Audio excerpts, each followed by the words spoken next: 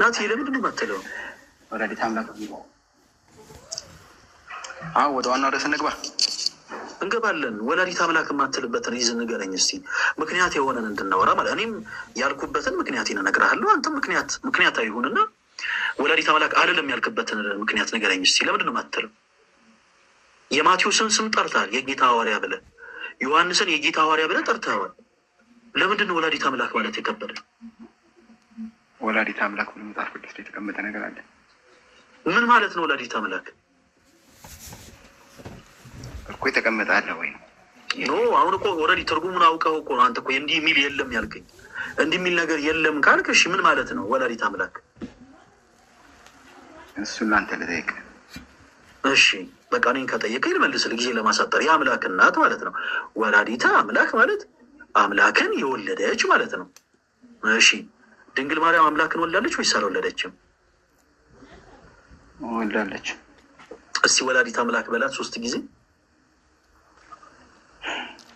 ለምን እላለሁ? በቃ ወልዳለች።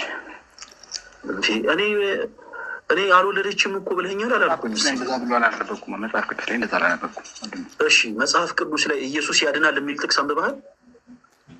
አዎ ሲያድንም አይቻለሁ።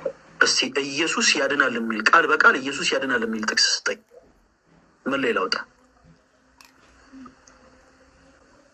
አዳኝ መሆን አይናገርም እንዴ? እኔ አሁን ቃል በቃል እንዴ ድንግል ማርያም እኮ አምላክንም እንደወለደች እኮ መጽሐፍ ቅዱስ ይናገራል። አየህ አንተ አሁን ቃል በቃል ወላዲተ አምላክ የሚል ስለሌለ አይደለም ማለት መጽሐፍ ቅዱስ የኢየሱስ ክርስቶስን አዳኝነት ይናገራል። ቃል በቃል ግን ኢየሱስ ያድናል የሚል ጥቅስ የለም። ባይኖርም እኛ ኢየሱስ ያድናል እንላለን። እንዲህ ስንናገር ራሳችን አያዞረንም፣ አረፍ አይደፍቀንም። ምክንያቱም ከጥግ እስከ ጥግ የኢየሱስን አዳኝነት መጽሐፍ ቅዱስ ይናገራል። ቆይ ናትሻ፣ ቆይ አዳምጠኝ፣ ቆይ ይኸውልህ ቃል በቃል ኢየሱስ ያድናል የሚል ጥቅስ መጽሐፍ ቅዱስ ላይ የለም። ነገር ግን አዳኝነቱን እናገራለን። ለምን? መዳን በሌላ በማንም እንደሌለ መጽሐፍ ቅዱስ ስለሚናገር፣ ጌታችን ኢየሱስ ሙታንን እንዳስነሳ ድውያንን እንደፈወሰ መጽሐፍ ቅዱስ ስለሚናገር፣ ኦፍኮርስ ኢየሱስ አዳኝ ነው እንላለን። አየህ ሰው ድንግል ማርያምም አምላክን ወልዳለች ብለኸኛል። አየህ ቃል በቃል ወላዲተ አምላክ የሚል ባይኖርም አምላክን ወልዳለች ብለኸኛል አይደል? እናትሻ መጽሐፍ ቅዱስ ይናገራል ይሄንን አይደል? ኢየሱስ ክርስቶስ ከእሷ እንደተወለደ በጣም ጎበዝ። ስለዚህ ቃል በቃል ባይኖርም እስቲ ወላዲተ አምላክ በል እስቲ፣ ስሟን ወላዲተ አምላክ ብለህ ጥራት እስቲ። አልጠራም በቃ።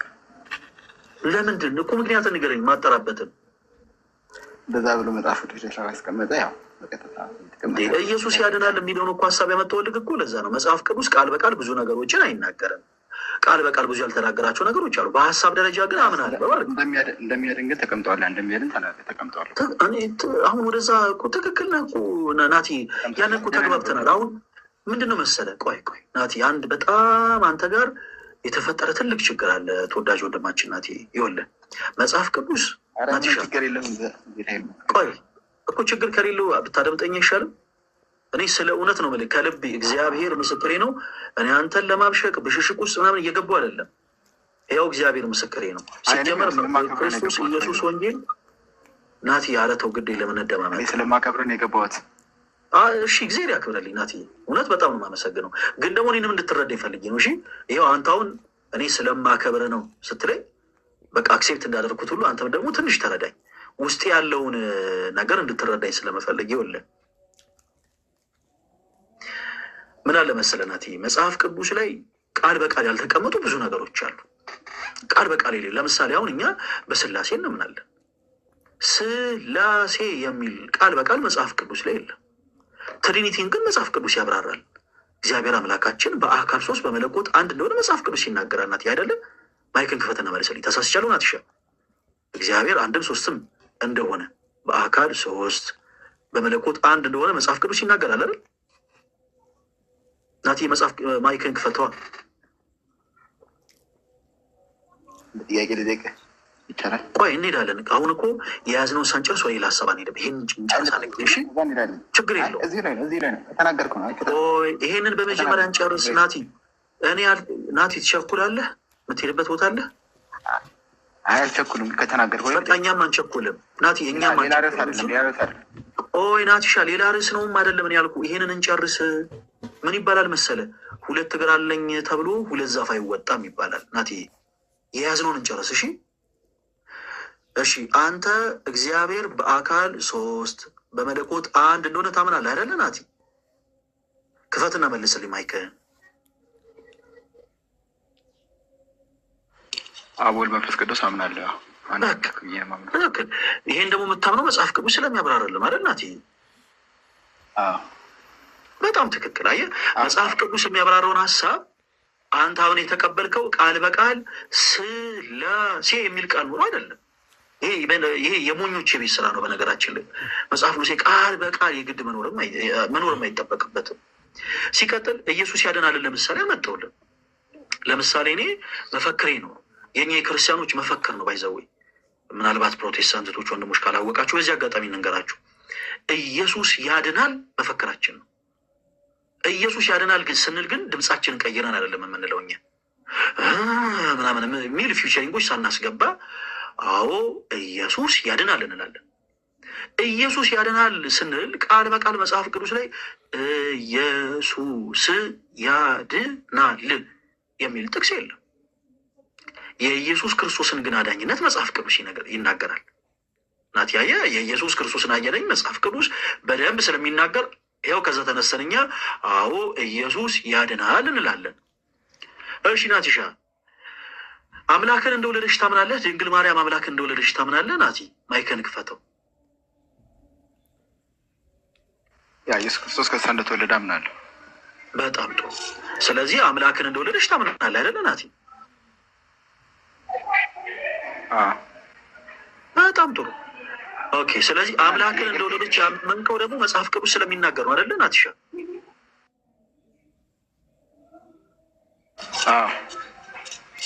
እሺ። ስለዚህ ድንግል ማርያም ወላዲት አምላክ ነች ወይንስ አይደለችም?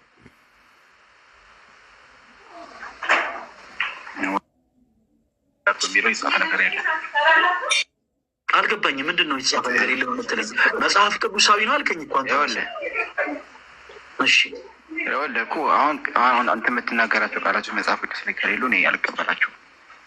እንዴ ለምሳሌ አንድ ኦሮምኛ ቋንቋ ተናጋሪ መቃባ ከሊል ማ ለምሳሌ ቢያማትብ ናቲ የግድ መቃባ የሚል ቃል እኔ በአማርኛ ፈልጌ ከሌለ የራሱ ጉዳይ ማለት አለብኝ እንዴ ናቲ? ተው እንጂ እንዴት ነው ይሄን ያክል? እሺ ይኸውልህ እንደዛ ካልክ ደግሞ ቅድም ኢየሱስ ያድናል የሚል ቃል በቃል የለም ብለኸኛል አይደል? ግን አምናለሁ ብለኸኛል።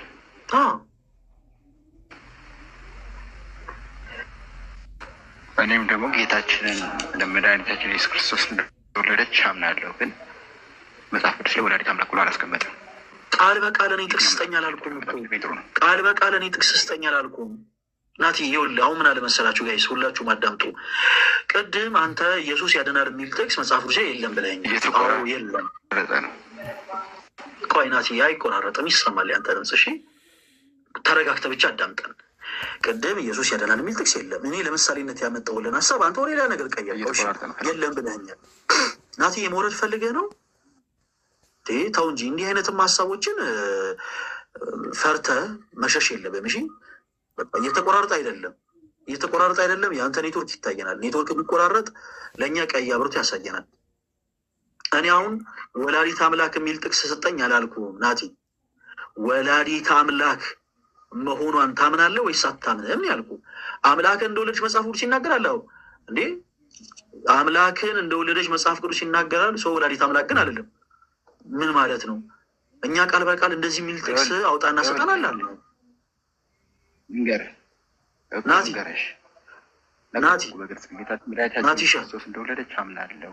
ናቲሻ ቆይ ወይ ድንግል ይኸውልህ ወላዲት አምላክ የሚለውን ቆይ ልቀይርልህ። ምናልባት ግዕዝ ስለሆነ ሊሆን ይችላል። አሁን ማለት የነበራንተ ወይ በግዕዝ ስትለው ቆይ ወላዲት አምላክ ብለህ በግዕዝ ስትለው ኦርቶዶክስ እንደሆን ካደርገህ ፊል እያደረክ ከሆነ በአማርኛ ላስብለህ። ቆይ ይኸውልህ በአማርኛ አምናለሁ ስላልክ ድንግል ማርያም ኦፍኮርስ ክርስቶስን እንደወለደች አምናለሁ ስላልክ በአማርኛ ማርያም የአምላክ እናት ብለህ ስሟን ጠራው እስኪ።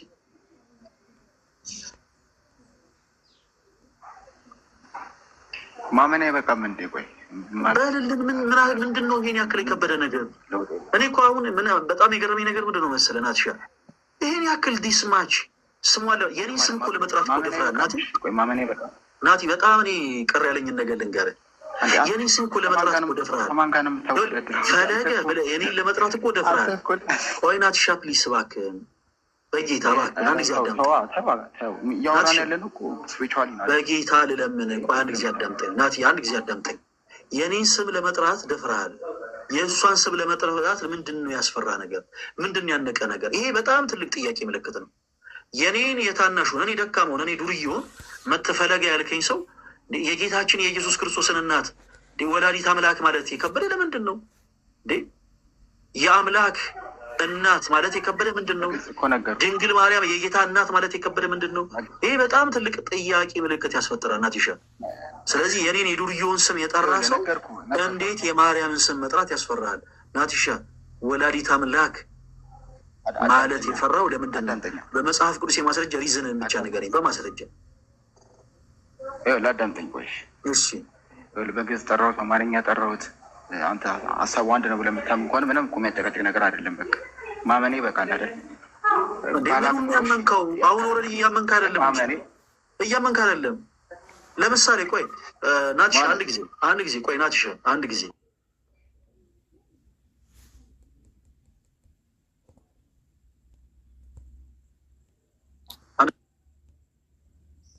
መንፈስ ቅዱስ እንዳሰረቀን ታምናለህ አይደለ? ናቲ ታምናለህ?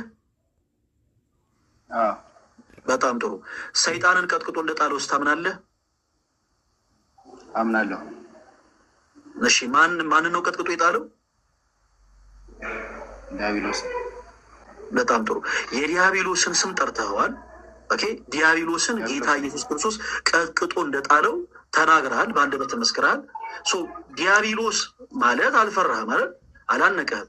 በዛው ልክ እስኪ ወላዲተ አምላክ የክርስቶስ ኢየሱስ እናት ናት ብለህ ስሟን ጥራው እስኪ አንድ ጊዜ ብቻ ልስማ፣ ይበቃኛል። ቆይ ምን እሺ፣ ቆይ ምን ለውጥ አለው? ቆይ እሺ፣ ምንም ለውጥ የለውም። እንዲሁ ልሰማ ልታዘብ ፈልጌ ነው። ለምን የዲያብሎስን ስም ለምሳሌ ዲያብሎስ የሚል ስም መጽሐፍ ቅዱስ ላይ አግኝተህ ነው ዲያብሎስ ያልከኝ? ዘብራዘር ዲያብሎስ መጽሐፍ ቅዱስ ለምን ያደርጋል? ከየት ላይ አምጥተህ ነው ዲያብሎስን ነው የጣለው? ከየት ላይ አግኝተህ? ስለጠራኋት አምነበታለሁ። ከመጽሔት ላይ ነው? ቆይ ዲያብሎስ የሚለውን ቃል ከየት ላይ ያገኘኸው? ከመጽሔት ላይ ነው ያገኘኸው? መረዳት ከመጽሔት ላይ ነው ወይ ያገኘኸው? ዲያብሎስ የሚለውን ቃል ናቲ ምን ሆነህ ነው? እኔ ዱርዬውን እኔን ፈለገ ብለህ ጠርተህ ክርስቶስ ቆይ ክርስቶስ በማዳኑ ስራ ደግሞ ቀጥቅጦ የጣለውን ዲያብሎስን አዎ ተጥሏል፣ የእርሱም ስም ዲያብሎስ ነው ብለህ ጠርተህ ድንግል ማርያምን ስሟን መጥራት ለምንድን ነው ያነቀ? ወላዲተ አምላክ የክርስቶስ ኢየሱስ እናት ማለት ለምንድን ነው ያነቀ? ናቲ ኖ ምንም እየተወዳደረ አይደለም። ለምንድን ነው የሚያክል የከበደ? ለምንድን ነው ያነቀ? ናቲ እኔ ታምናለህ ወይስ አታምንም አይደለም። አሁን አልጠየኩም፣ ስለ እምነት አልጠየኩም። ታምናለህ ወይስ አታምንም አላልኩም። እኔ የእኔን የዱርዬውን ስም ጠርተህ የኔ ዱርዬውን ኦኬ፣ ዱርዬ ነኝ እኔ፣ በመንፈሳዊ ሕይወቴ ደካማ ነኝ፣ መረባ ሰው አይደለሁም። እኔን ፈለገ አትናቴዎስ ብለኸኝ ክርስቶስ ደግሞ በማዳኑ ስራ ቀጥቅጦ ደግሞ የጣለው ዲያብሎስ ብለህ ስሙን ጠርተህ የጌታን እናት ድንግል ማርያምን ወላዲተ አምላክ ድንግል ማርያም የክርስቶስ ኢየሱስ እናት ማለት የከበደ ለምንድን ነው? ይህ በጣም ትልቅ ኪሳራ ነው። ባይዘው በጣም በግዕዝ ጠራሁት። ኖ እኔ በግዕዝ ጠራው አይደለም ያልኩ። አንተ በቀል በአማርኛም ጠራው በቃ በለው አንድ ጊዜ ድንግል ማርያም የኢየሱስ እናት ይኸው በአማርኛ በለው፣ ግዕዙን ተወው። ድንግል ማርያም የክርስቶስ እናት ብለህ ጥራት እስኪ። ድንግል ማርያም የክርስቶስ እናት ነች፣ አምናለሁ። እሱን በጣም ጥሩ በቃ እናመሰግናለን። እስኪ አሁንም እንደዛ ብለህ ስሙን ጥራ እስኪ። አምናለሁን ተወውና ድንግል ማርያም የክርስቶስ ኢየሱስ እናት ማለት ሲፈለገ በቃ አመሰግናለሁ። ናት ይሻለ። ምንድን ነው እንደዚህ ያነቀ? ምን ሆነህ ነው?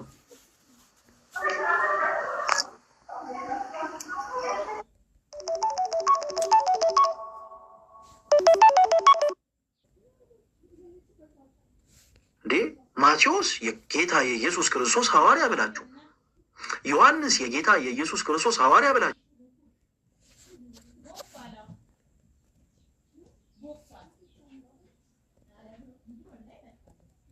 ሲጠራት እሱ አልቀረባትም። እናንተ ናችሁ የቀረባችሁ። ምን ሊጎልባት? አሁን እዚህ ጋር ለምሳሌ ተወዳጅ ወንድማችን አንተ ገባ ወላዲት አምላክ አልካት አላልካት እንደው ጌታ በሚያውቀው ምን ሊጎልባት? ምንም አይቀንስባትም። እሷ ምንም አይቀርባትም። የቀረባችሁ እናንተ እንጂ እና እኛ ወላዲት አምላክ የምንሆነው ቃል ተውትና እናቴ ብሎ የጠራት አምላኳ ነው ጋይስ። ኦኬ እሷም እናቱን የወለደችው የዓለምን ሁሉ ፈጣሪ ጌታችን ኢየሱስ ክርስቶስን ነው። ሰማይን ያለ ባላ ምድርን ያለ ካስማ ያጸነውን ኃያል አምላክ እርሷ ምንም አልቀረባትም። እውነት ጌታ በሚያውቀው እኔን ዱርዬውን እኔ ምንም ማረበውን ፈለገ አትናቴዎስ ብለህ ጠርተኸኝ እሺ ወላዲት አምላክ በላት እስኪ ሲባል ወራጅ አለ። ይሄ በጣም ትልቅ ኪሳራ ነው። በጣም ትልቅ ኪሳራ እዴ ክርስቶስ በአዲስ ኪዳን ሊቀ ካህናት ሆኖ በመስቀል ተሰቅሎ ስጋውን ቆርሶ ደሙን አፍስሶ በመስቀሉ ጠርቆ የጣለው ማን ነው ስንለው ዲያብሎስን አለን። የዲያብሎስን ስም የጠራ ሰው የጌታችን የኢየሱስ ክርስቶስን እናት ድንግል ማርያምን ስሟን መጥራት ይሄን ያክል ዲስማጅ? ኧረ ጌታዬ ሆይ በስመ አብ። ኧረ ወዴት እየሄዳችሁ ነው? ሁላችሁም ኮሜንት ላይ ወላዲት አምላክ እያላችሁ ጻፉ። ወላዲት አምላክ ማለት የአምላክ እናት ማለት ነው። ልክ እንደ ስሟ የአምላክ እናት ተባለች እንጂ አምላክ ነች ማለት አይደለም። ማርያም የሚለው ስም ከስም ሁሉ በላይ ከፍተኛው ስም ነው። መድኃኛ የሆነ ስም ነው። ማን አላችሁ? ለምንድን ነው ኮሽ የሚልባችሁ? ይህን ያክል የምትደነብሩት ለምንድን ነው? ቃየል የአቤልን ደም ካፈሰሰ በኋላ በምድር ላይ ተቅበዝባዥ ሆኖ ነበር እና ኮሽ የሚል ነገር ሁሉ ያስደነግጠው ነበር። ለምንድን ነው እንደ ቃየል ተቅበዝባዥ የምትሆኑት ጋይስ? ለምንድን ነው ከክርስቶስ ቃል ርቃችሁ ይህን ያክል የምትቅበዘበዙት? ለምንድን ነው የእርሷ የኢየሱስ እናት ስሟ ሲጠራ ይህን ያክል የምትደነግጡት? ለምንድን ነው? ኦፍኮርስ አው ኢየሱስ የሚለው ስም ከስም ሁሉ በላይ ነው። ኦኬ እርሷም ደግሞ ድንግል ማርያምም ይህንን ስም ጠርታ እርሱ ጌታዬ ነው እኔም ለሱ ባሪያው ነኝ ብላለች። ጴጥሮስን ሲጠራ አይ ከስም ሁሉ በላይ የሆነው ስም ኢየሱስ ነው አይባልም። አሁን ፕሮቴስታንት የሆነ ሰው ጴጥሮስ እያለ ይጠራል። የጌታ ሐዋርያ የሆነው ዮሐንስ እሺ በዚሁ አንደበታችሁ እንደው ሌላ ነገር አትጨምሩበት፣ ግድ የላችሁም። እስቲ ወላዲት አምላክ በል ወራጅ አለ ትንቅንቅ። ጌታ ይድረስላችሁ። ሁላችሁም ወላዲት አምላክ እያላችሁ ጻፉ። እኔ ዛሬ ያየሁት ነገር ትንሽ አስደንግጦኛል። በእውነት ይሄ ያስደነግጣል፣ በጣም ያስደነግጣል ጋይስ። በጣም ፕሮቴስታንት የሆናችሁ ቶች ወንድሞች ሁላችሁም ራሳችሁ ልትታዘቡ ይገባል። በጣም ልትታዘቡ ይገባል። እሺ እንቀጥል። ሚላ የሚል አካውንት ይሰማል።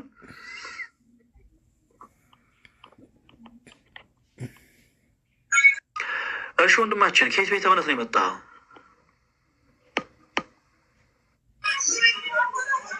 እኔ ሁሉንም በሚባል ደረጃ አይቻለሁ። አሁን ማረፌን ያደረግኩት ኦርቶዶክስ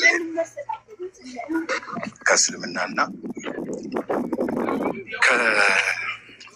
ከጆባ ውጭ ፕሮቴስታንትንም አይቻለሁ፣ ካቶሊክንም አይቻለሁ። አሁን ትክክለኛ ማረፊያ ብዬ እንትን ነው። ከቤተሰቦቼ መጀመሪያም ኦርቶዶክስ ነበርኩኝ። ጥያቄዎችን የማየት የራሴ ባህሪ ምንድን ነው? ሁሉንም ነገር ማየትና በራሴ መወሰን እፈልጋለሁ እና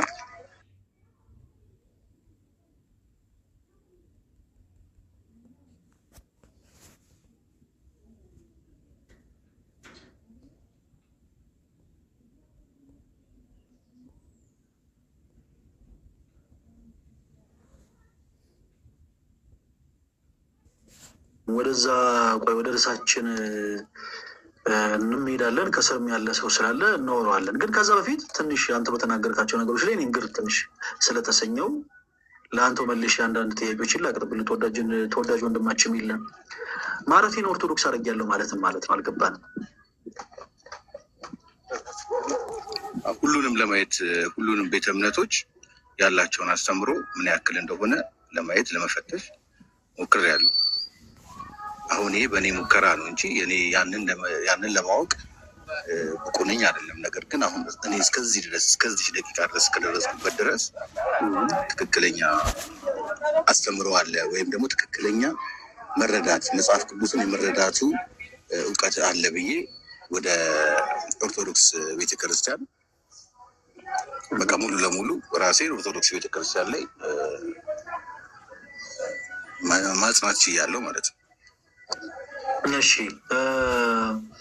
ከዚህ ቀደም የኦርቶዶክስ ቤተክርስቲያን አማኝ ነበር ከሚል አዎ። እሺ በጣም ጥሩ። አሁን የኦርቶዶክስ ቤተክርስቲያን አማኝ ሆነሃል? አዎ በትክክል ሆነሃል። በትክክል በጣም ጥሩ። እሺ የኦርቶዶክስ ቤተክርስቲያን አማኝ ስትሆን ቤተክርስቲያን እንዴት ነበር የተቀበለች? እስቲ እሱን ንገረኝ። አንድ ከኦርቶዶክስ የነበረ ሰው ከኦርቶዶክስ ቤተክርስቲያን ወጥቶ ልክ ወደ ቤተክርስቲያን ሲመለስ አቶ የነበረውን ሀብተ ውልድና ስመ ክርስትና ሲያገኝ በቤተክርስቲያናችን ያሉ የሚዘጋጁ ስርዓቶች አሉ።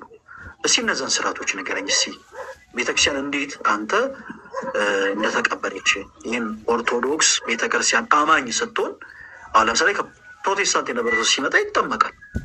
ኦኬ ሰው አንተስ እንዴት ነበር የተመለስከው? እስቲ እሱን ንገረን። በትክክል ጥምቀት ተጠምቄያለሁ። የእንትን ጥምቀት የቄዳር ጥምቀት ምናምን ብለው የቄዳር ጥምቀት ነው እንደዚህ መጠመቅ አለብህ እንደዚህ ነው በቃ ያለውን ነገሮች አስረድቶኝ አንድ አባት። ከዛ በዛ መሰረት ጎርጎርዮስ ቤተክርስቲያን ነው የተጠመቅኩት። በጣም ጥሩ። ይህን ሁሉ ጥያቄ እንግዲህ ሳነሳባ አደራ እንዳትሰላች። እንደዚህ አይነት ሀሳቦች የምናነሳው በሁለት አይነት ምክንያት ነው። እዚህ ውስጥ ያላችሁ ክርስቲያኖች ወንድሞችም እንደዚህ አይነት ነገሮችን እናንተም ሲሪየስ ሆናችሁ እንድትከታተሉ እንፈልጋለን። አንደኛው ትልቁ ነገር አንዳንድ ጊዜ የዚህ ቅዱስ ቤተክርስቲያን አማኝ ያልሆኑ ሰዎች ራሳቸውን የዚህ ቅዱስ ቤተክርስቲያን አማኝ እንደሆኑ አድርገው ቤተክርስቲያን የማታሰምረው እንደምታሰምር የማትለው እንደምትል እንደው ለመናገር ፕሬቴንድ ለማድረግ ስለሚሞክሩ ያንን ለማጠበቅ። ሁለተኛውና ትልቁ ነገር ደግሞ ትልቁ የምንጠነቀቅበት ነገር ወንድማችን የሚለ ሰዎች ብዙ ጊዜ በሚዲያ የሚነገርና በቤተክርስቲያን ተኩኖ የሚወራ ነገር ለይቶ አያውቁም። ሰው አፉ ላይ እንደመጣለት ነው ዝም ብሎ የሚያወራው። ይሄ ቲክታክ ፕላትፎርም በጣም ዋጋ እያስከፈለን ካለው ነገሮች ውስጥ አንዱ ይሄ ነው። ሰው በሚዲያ የሚወራውንና ለካን የሚወራ ነገር ለይቶ አያውቅም እና ሰው በጣም ስሜት የሆኑ ይመጣል። ከዛ በኋላ በሚዲያ የሚወራውን ለካን የሚነገረውን ሳይለይ ዝም ብሎ እንደፈለጉ ያወራሉ። እንዲህ አይነት ነገሮችን ለመመጠን ደግሞ የግድ አንዳንድ ክሮስ ቼክ የምናደርጋቸውን ነገሮች ቼክ ስለምናደርግ ነው። በዚህ አጋጣሚ ውስጥ ያላችሁ ክርስቲያኖች ወንድሞች እናንተም በተመሳሳይ ሰዎች ወደዚህ ቅዱስ ቤተክርስቲያን ምርኮ ሆነው ሲመጡ በጣም የሚያስደሰት ነገር ነው። ግን የእኛ ቤት የስናት የፕሮቴስታንት አዳራሽ ሰዎች ሲመጡ ዝም ብሎ ሆ ብሎ አምጥቶ ሆ ብሎ ኦርቶዶክስ ማድረግ የለም። እንደምታውቁት ስርዓት አላት ቅዱስ ቤተክርስቲያናችን፣ ባሕረ ጥበባት ነች። አንድ ሰው የዚህ ቅዱስ ቤተክርስቲያን አማኝ የሚሆነው በስላሴ ዘንድ ሲመረጥ ነው። እናም በእግዚአብሔር ዘንድ የተመረጠውን ይህን ነፍስ ደግሞ ወደዚህ ቅዱስ ቤተክርስቲያን ስናመጣ በጣም ጥንቃቄ ያስፈልጋል እና ተወዳጅ ወንድማችን የሚላ እንግዲህ ወደዚህ ቅዱስ ቤተክርስቲያን ወደ እናት ቅዱስ ቤተክርስቲያን በመመለስ በመምጣት እጅግ በጣም ደስ ብሎኛል። ሰው ምን ታደርጋለህ? በውስጥ መስመር መልእክት ታስቀምጥልኝና ልታነሳ የምትፈልጋቸውን ሀሳቦች በአጠቃላይ እናወራለን። እሺ፣ በደንብ እናወራለን፣ ግን እንዳትረሳ መልእክት ታስቀምጥልኝ። እሺ፣ እሺ፣ አስቀምጣለሁ። አመሰግናለሁ ወንድሜ። ሰላም አለኝ። በጣም በጣም በጣም እኛም እናመሰግናለን። ኦኬ፣ ወደ ፕሮቴስታንት እህት ወንድሞቻችን እንሂድ። ቅድስና የሚል አካውንት ይሰማል? ቅድስና ይሰማል። ሰላም ላንተ ይሆን ፈለገ። እግዚአብሔር ይመስገን። ማንን በል ስምህን? ስሜ ይትባረክ እባላለሁ። ይትባረክ፣ ከየት ቤተ እምነት ነው የመጣኸው? እኔ ከፔንቴኮስታል ነኝ። እሺ፣ ተወዳጅ ወንድማችን እንኳን ደህና መጣ።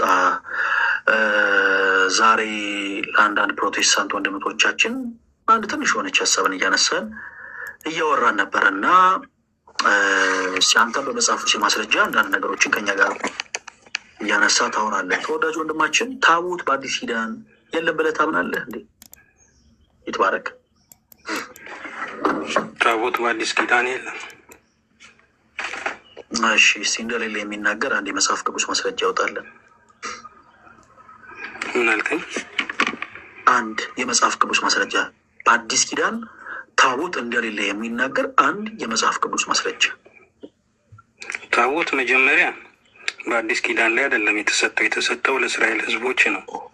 አዎ፣ የኔ ጥያቄውን የተሰጠው ለማለት ይሄ በአዲስ ኪዳን ደግሞ አሕዛብንም ያጠቃልላል። ይተባረክ። አንድ ጊዜ አሁን እንደዚህ አይነት ንግግሮች ምን ይሆናሉ መሰለ? አሰልች ይሆናሉ። ቶሎ ቶሎ ወደ ጉዳዩ የምንገባው ለምንድን ነው መሰለ?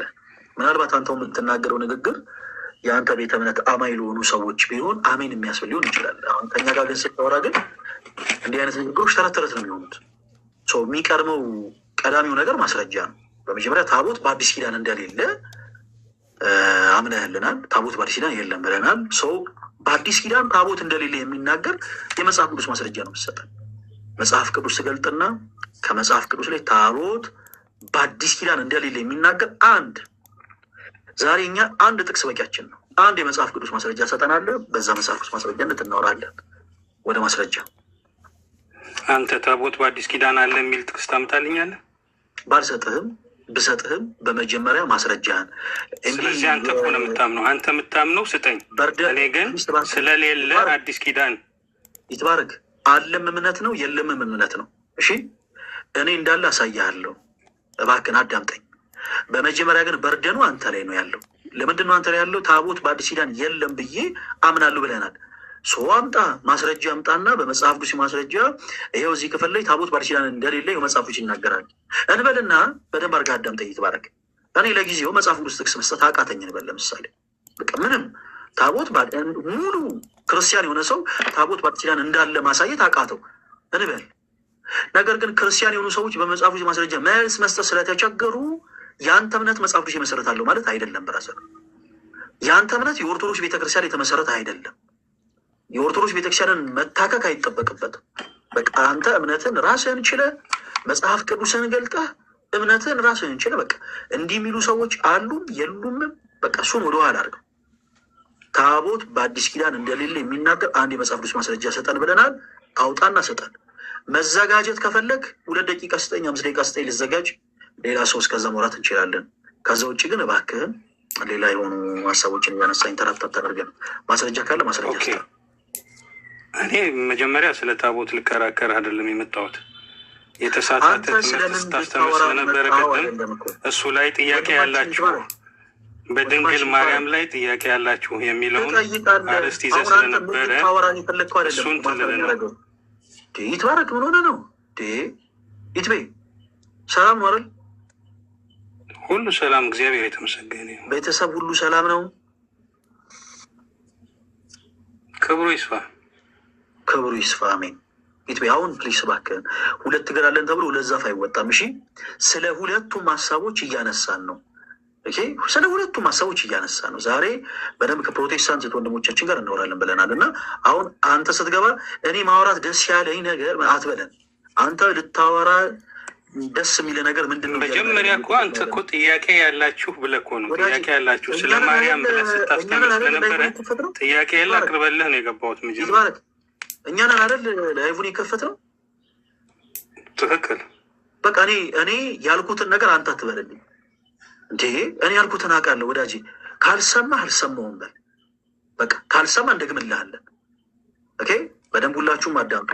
በእናታችን በቅድስት ድንግል ማርያም ዙሪያና በታቦት ዙሪያ ከፕሮቴስታንት ወንድሞቻችን ጋር ዛሬ እናወራለን። በደንብ ለብዙ ፕሮቴስታንት ወንድሞቻችን እድል እየሰጠን ነው።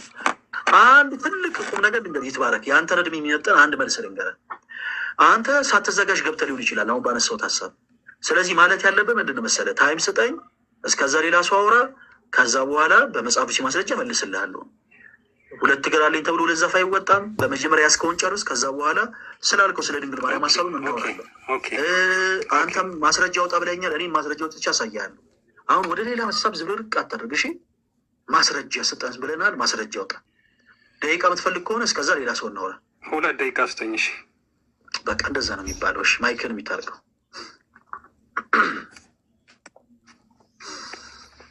ኦኬ። ጊዜ ላይ ያክብረልን። እሺ ኢቲኤች ሚዲያ የሚል አካውንት ይሰማል?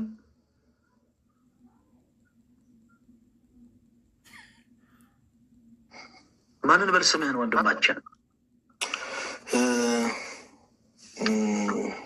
ፈለገ አትናቴዎስ ታዬ ይባላለሁ። እንዴት ነህ?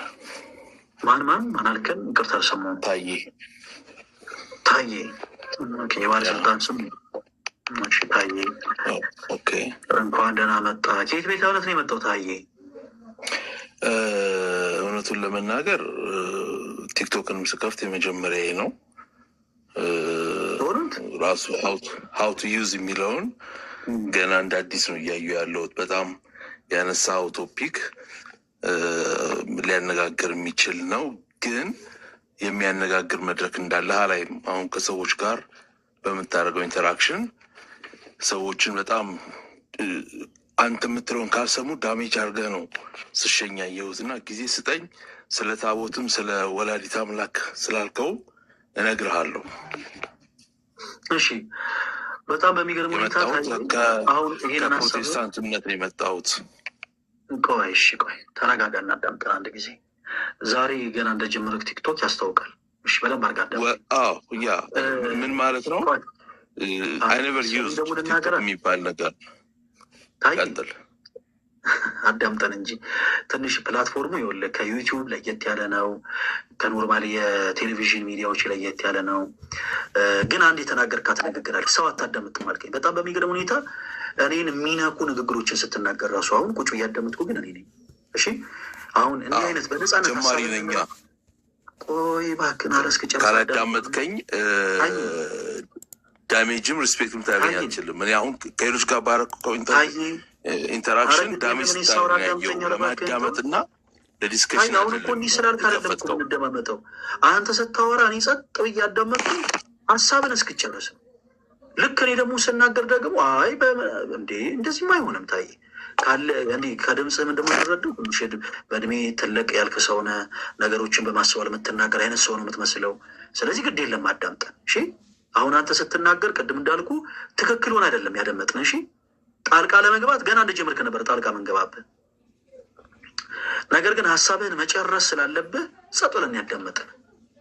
እሺ፣ በመጀመሪያ አዳማጭ ስለሆን ነው ብራዘር መተኛ ጋር እኛኑ ወቃሽ ሆን ነው አዳማጭ ስለሆን ነው። ሌሎች ፕሮቴስታንት የሆኑ ሰዎች አንድ ኦርቶዶክሳዊ ገብቶ አስተያየት ለመስጠት ቢሞክር ማለት ነው አውቶማቲካሊ ወዲያው ነው የሚያስወርዱት። ወዲያው እዛችሁ ጋር ገና እንዳለ ወዲያው የሚያስወርዱት። እንደዛም አላደረግንም። እኛ እያዳመጥን ነው። ማናዳምጥበት ግን ሁኔታዎች አሉ። ማናዳምጥበት ምን አይነት ሁኔታዎች እንደሆኑ ልንገርህ። ለምሳሌ ታዬ ስምህ ማን ነው ስልህ ማን ብለህ መለስክልኝ? ታዬ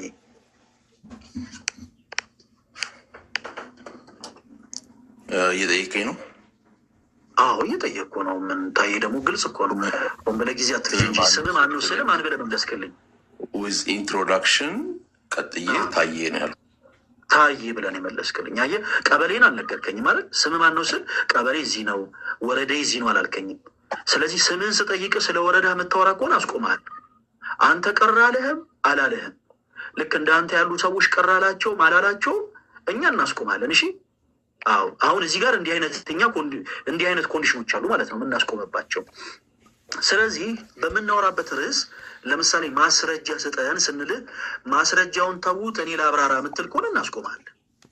ስለዚህ አሁን ከዚህ በኋላ ለምንቀጥለው ነገር ታዬ ግልጽ እንዲሆንልህ የጠየቅንህን ጥያቄ አንደኛ ሰው እምነቱን ይናገራል።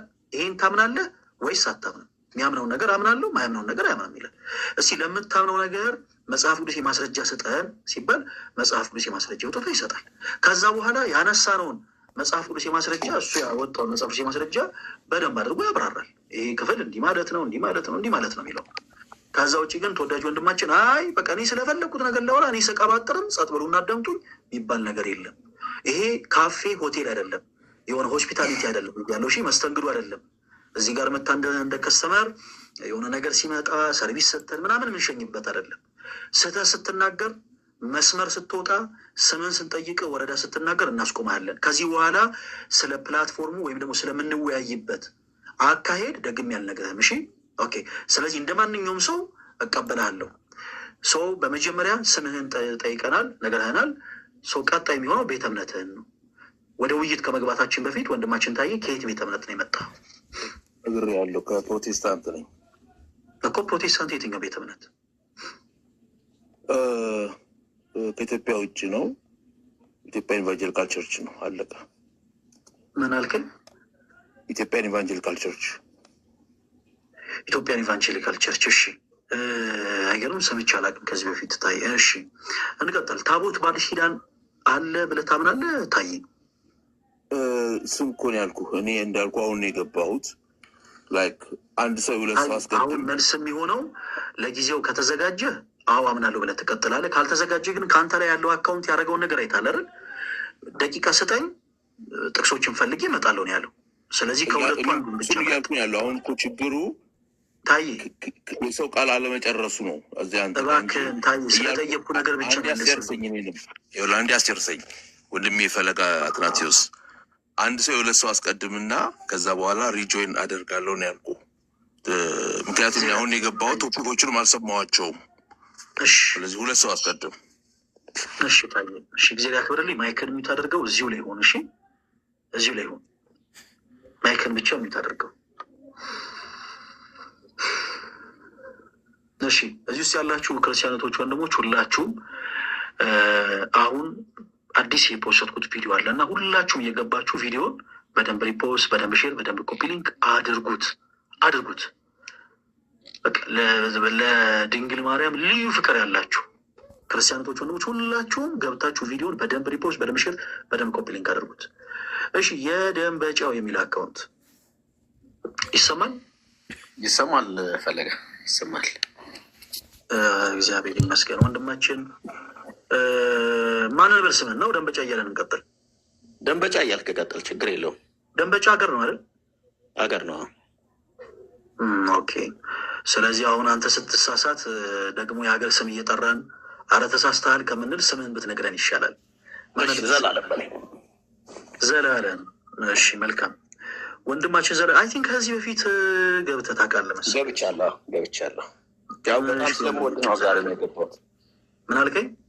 ስለምወድህ ነው ዛሬ ነው የገባሁት። ይህ እኮ መዋደድ እኮ ግዴታችን እኮ ነው ዞላ።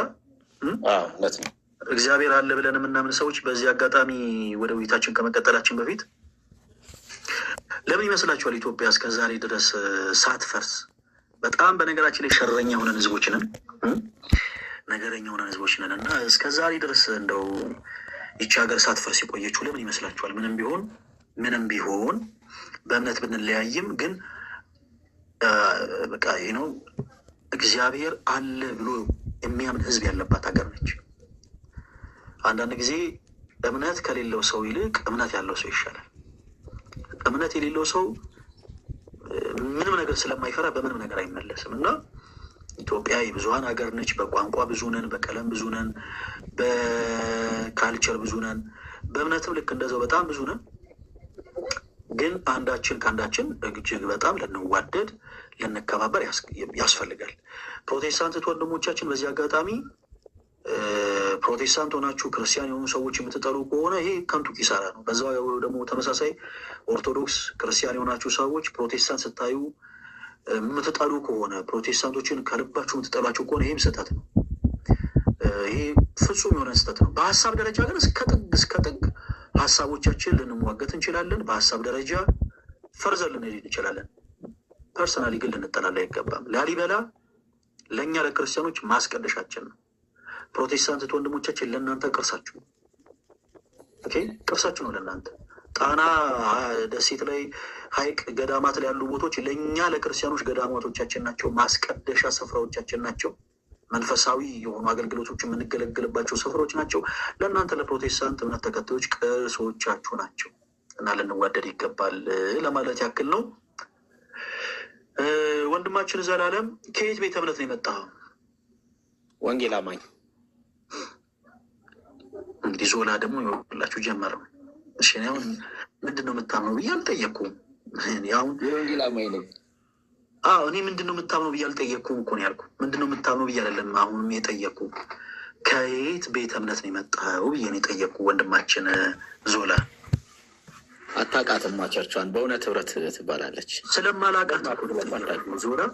አሁን ለነገሮች በእናትህ ፕሊስ ኔጌቲቭ አትሆን እባክህ። በእውነት ህብረት ወድሃለሁ ብለኸኝ ልቤን እንዲህ ጉትት የምታደርገው ከሆነ ምን ዋጋ አለው?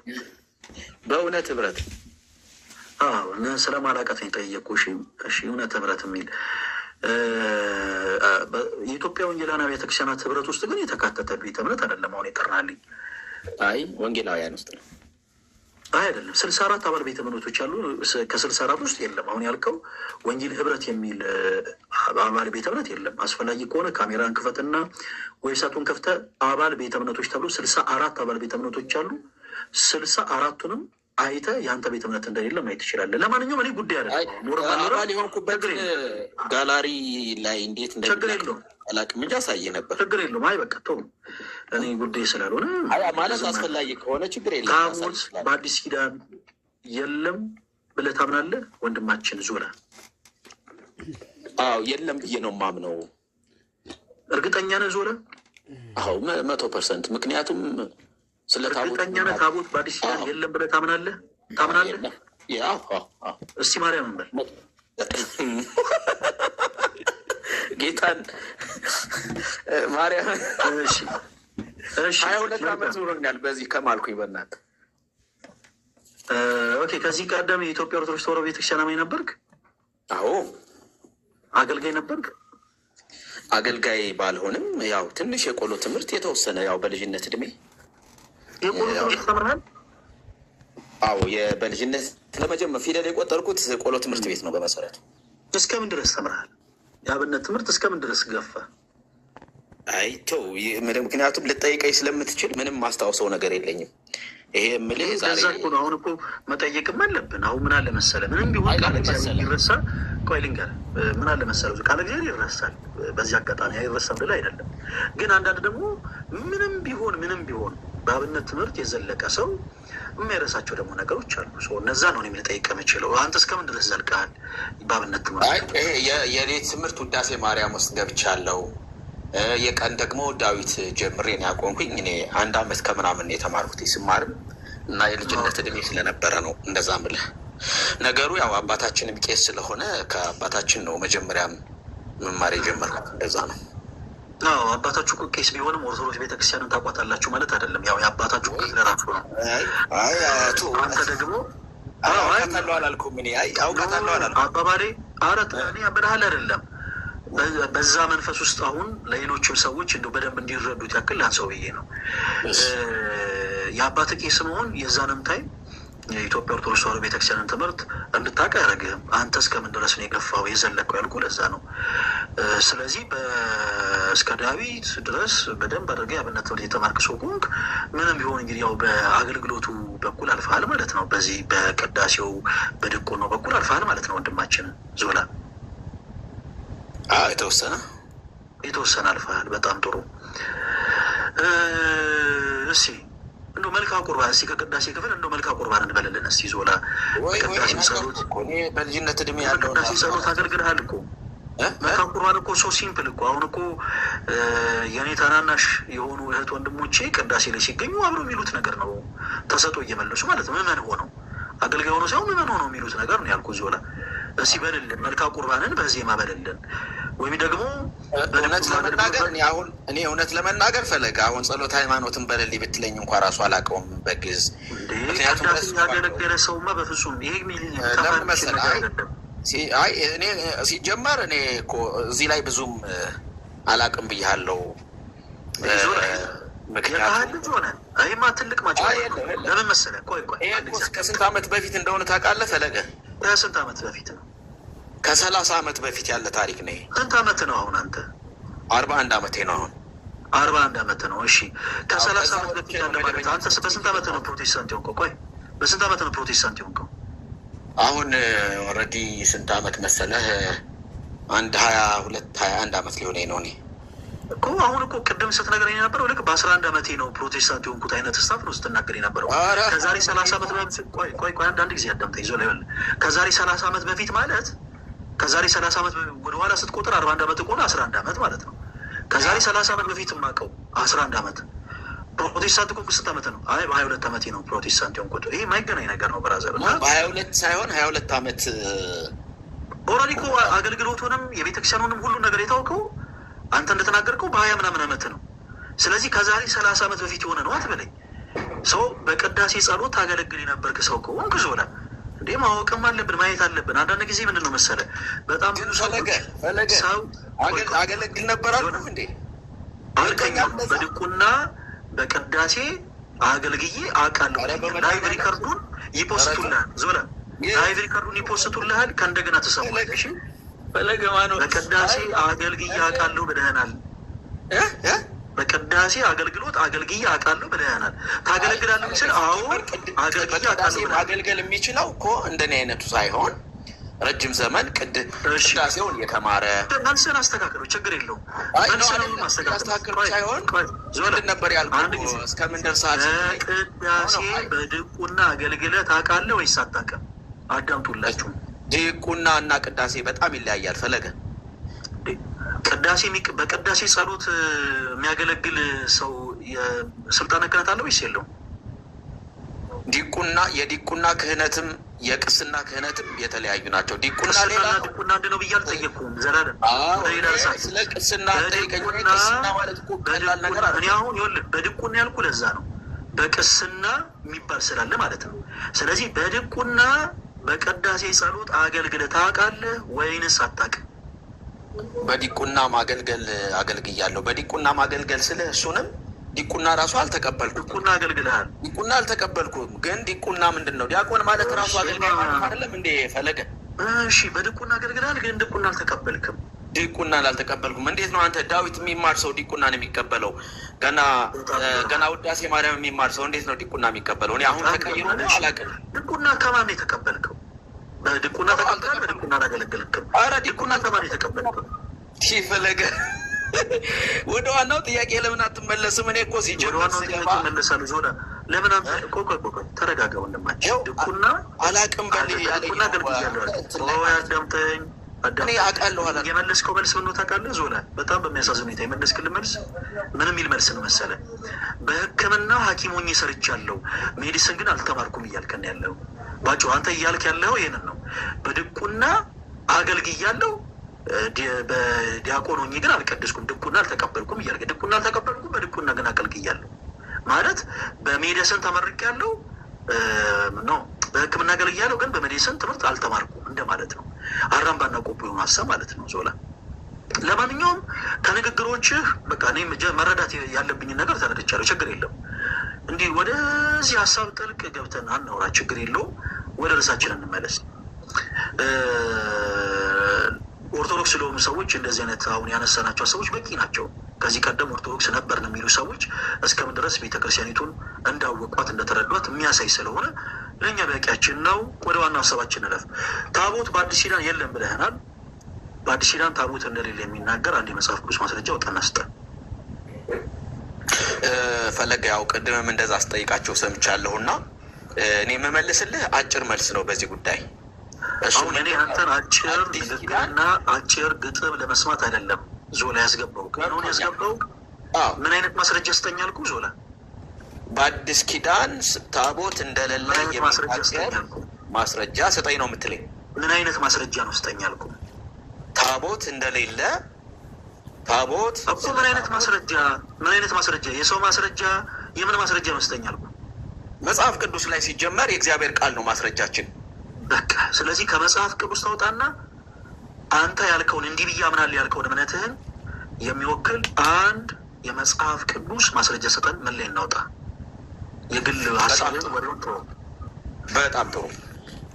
መጽሐፍ ቅዱስ ላይ በአዲስ ኪዳን ታቦት አስፈላጊ እንዳልሆነ ስለ የእግዚአብሔር ቃል ራሱ አለመኖሩ አስፈላጊ እንዳልሆነ ያስረዳል። በቃ ምክንያቱም የአዲስ ኪዳን ዋና ዓላማ ኢየሱስ እንጂ ታቦቱ አይደለም። ስለዚህ መጽሐፍ አዲስ ኪዳን ላይ እኮ እየነገርኩ እኮ ነው። አዲስ ኪዳን ላይ ስለ ታቦት የተናገርክ ያለው ነገር በአጠቃላይ ለእኔ ቅርታ አድርግልኝ ዞላ፣ ተረት ተረት ነው። ብዙ ጊዜ ደጋግሜ ተረት ሳይሆን ፕሮቴስታንቶች ዞላ ተረጋጋና አዳምጠኝ። በነገራችን ላይ አንዳንድ ጊዜ የእኛንም ትዕግስት አድንቁ እንጂ ስትገቡ ከእኛ እኩል እያወራችሁ ጭራሽ እኛን ዝም ለማስባል እየፈለጋችሁ ጭምር እናዳመጣችኋለን። አንዳንድ የእኛንም ትዕግስት አደነቅ አድርጋችሁ እንደተባበሩ እኛንም ዝም ብላችሁ እያዳመጣችሁ እሺ። እኛ ክርስቲያኖች ነን እና ከእኛ ከክርስቲያኖች ጋር መታ ስታወራ አሰ ፕሮቴስታንት ቸርች ውስጥ እንደለመድከው አይነት ንግግር መናገር የለብም። አሁን ይሄ ዝም ብለህ አዳራሽ ውስጥ የለመድከው አይነት ንግግር እዛው ተወው። የሆነ አሜን የሚያስብለውን ነገር ተወው እዛው እሺ። አሁን ከእኛ ጋር ስትወራ በማስረጃ ነው የምታወራው። ለእኔ አንድ ፕሮቴስታንት መጥቶ ያለ መጽሐፍ ቅዱስ ማስረጃ የሚናገረው ንግግር ባጭሩ ተረተረ። ስርዓት ይኖር እንጂ ፈለገ እዚህ ቁጭ ያልነውን ማይክን ዝጋው። አንተ ስሜትን ተቆጣጠር። እሺ ስነ ስርዓት ይዛለሁ። እሺ ቅርታ እመጣለሁ ወደዛ። ያው እኔ እምነቴ ነው እየተናገርኩ ያለሁት። ቅር ካላችሁ በጣም ሶሪ። ለእኔ ተረት ተረት ነው። አንድ ፕሮቴስታንት መጥቶ ከመጽሐፍ ቅዱስ ማስረጃ ውጭ የሚናገረው ንግግር በአጠቃላይ ለእኔ ተረት ተረት ነው። ስለዚህ ተረት ተረት እንዳይሆን በተመሳሳይ ባዘዌ ይኸው ወደ እኔ ማድረጊያ ዙሪያ ልንገራችሁ። እዚህ ውስጥ ፕሮቴስታንቶችን ሰብስቤ ያለው ያለ መጽሐፍ ቅዱስ የማስረጃ እኔም ዝም ብዬ እንዲህ ነው እግዚአብሔር እንዲህ ብሎን ምናምን ብል የእኔም ንግግር ለእነሱ ተረት ተረት ነው። ያው ዙሬ በእኔም በኩል ነገርኳቸው። የእኔም ንግግር ፕሮቴስታንት ለሆኑ ወንድሞቼ ተረት ተረት ነው የሚሆነው። ስለዚህ ወንድማችን ዞላ ስብከቱን ምናምን ተው በቃ። አሁን እቺ መገናኛ ሜክሲኮ ሀይሌ ጋርመንት አደባባይ ላይ ምናምን እንትን ምንላትን ነገር ተዋት። አዳራሽ ውስጥ አሜን የሚያስብለውን ንግግር ምናምን ተው። ከእኛ ጋር በማስረጃ ብቻ ነው የምታወራው። ማስረጃ እወጣለሁ ብለናል። አንድ ጥቅስ ስጠኝ በአዲስ ኪዳን ታቦት እንደሌለ የሚናገር። ዕብራውያን ምዕራፍ 8 ምዕራፍ 9 በሙሉ ብታነበው ስለ ታቦት ታቦት እንደሌለ የሚናገርበት አይ አሁን አንተ አጭር ቃል ንገረኝ። አሁን እያወራው ነው።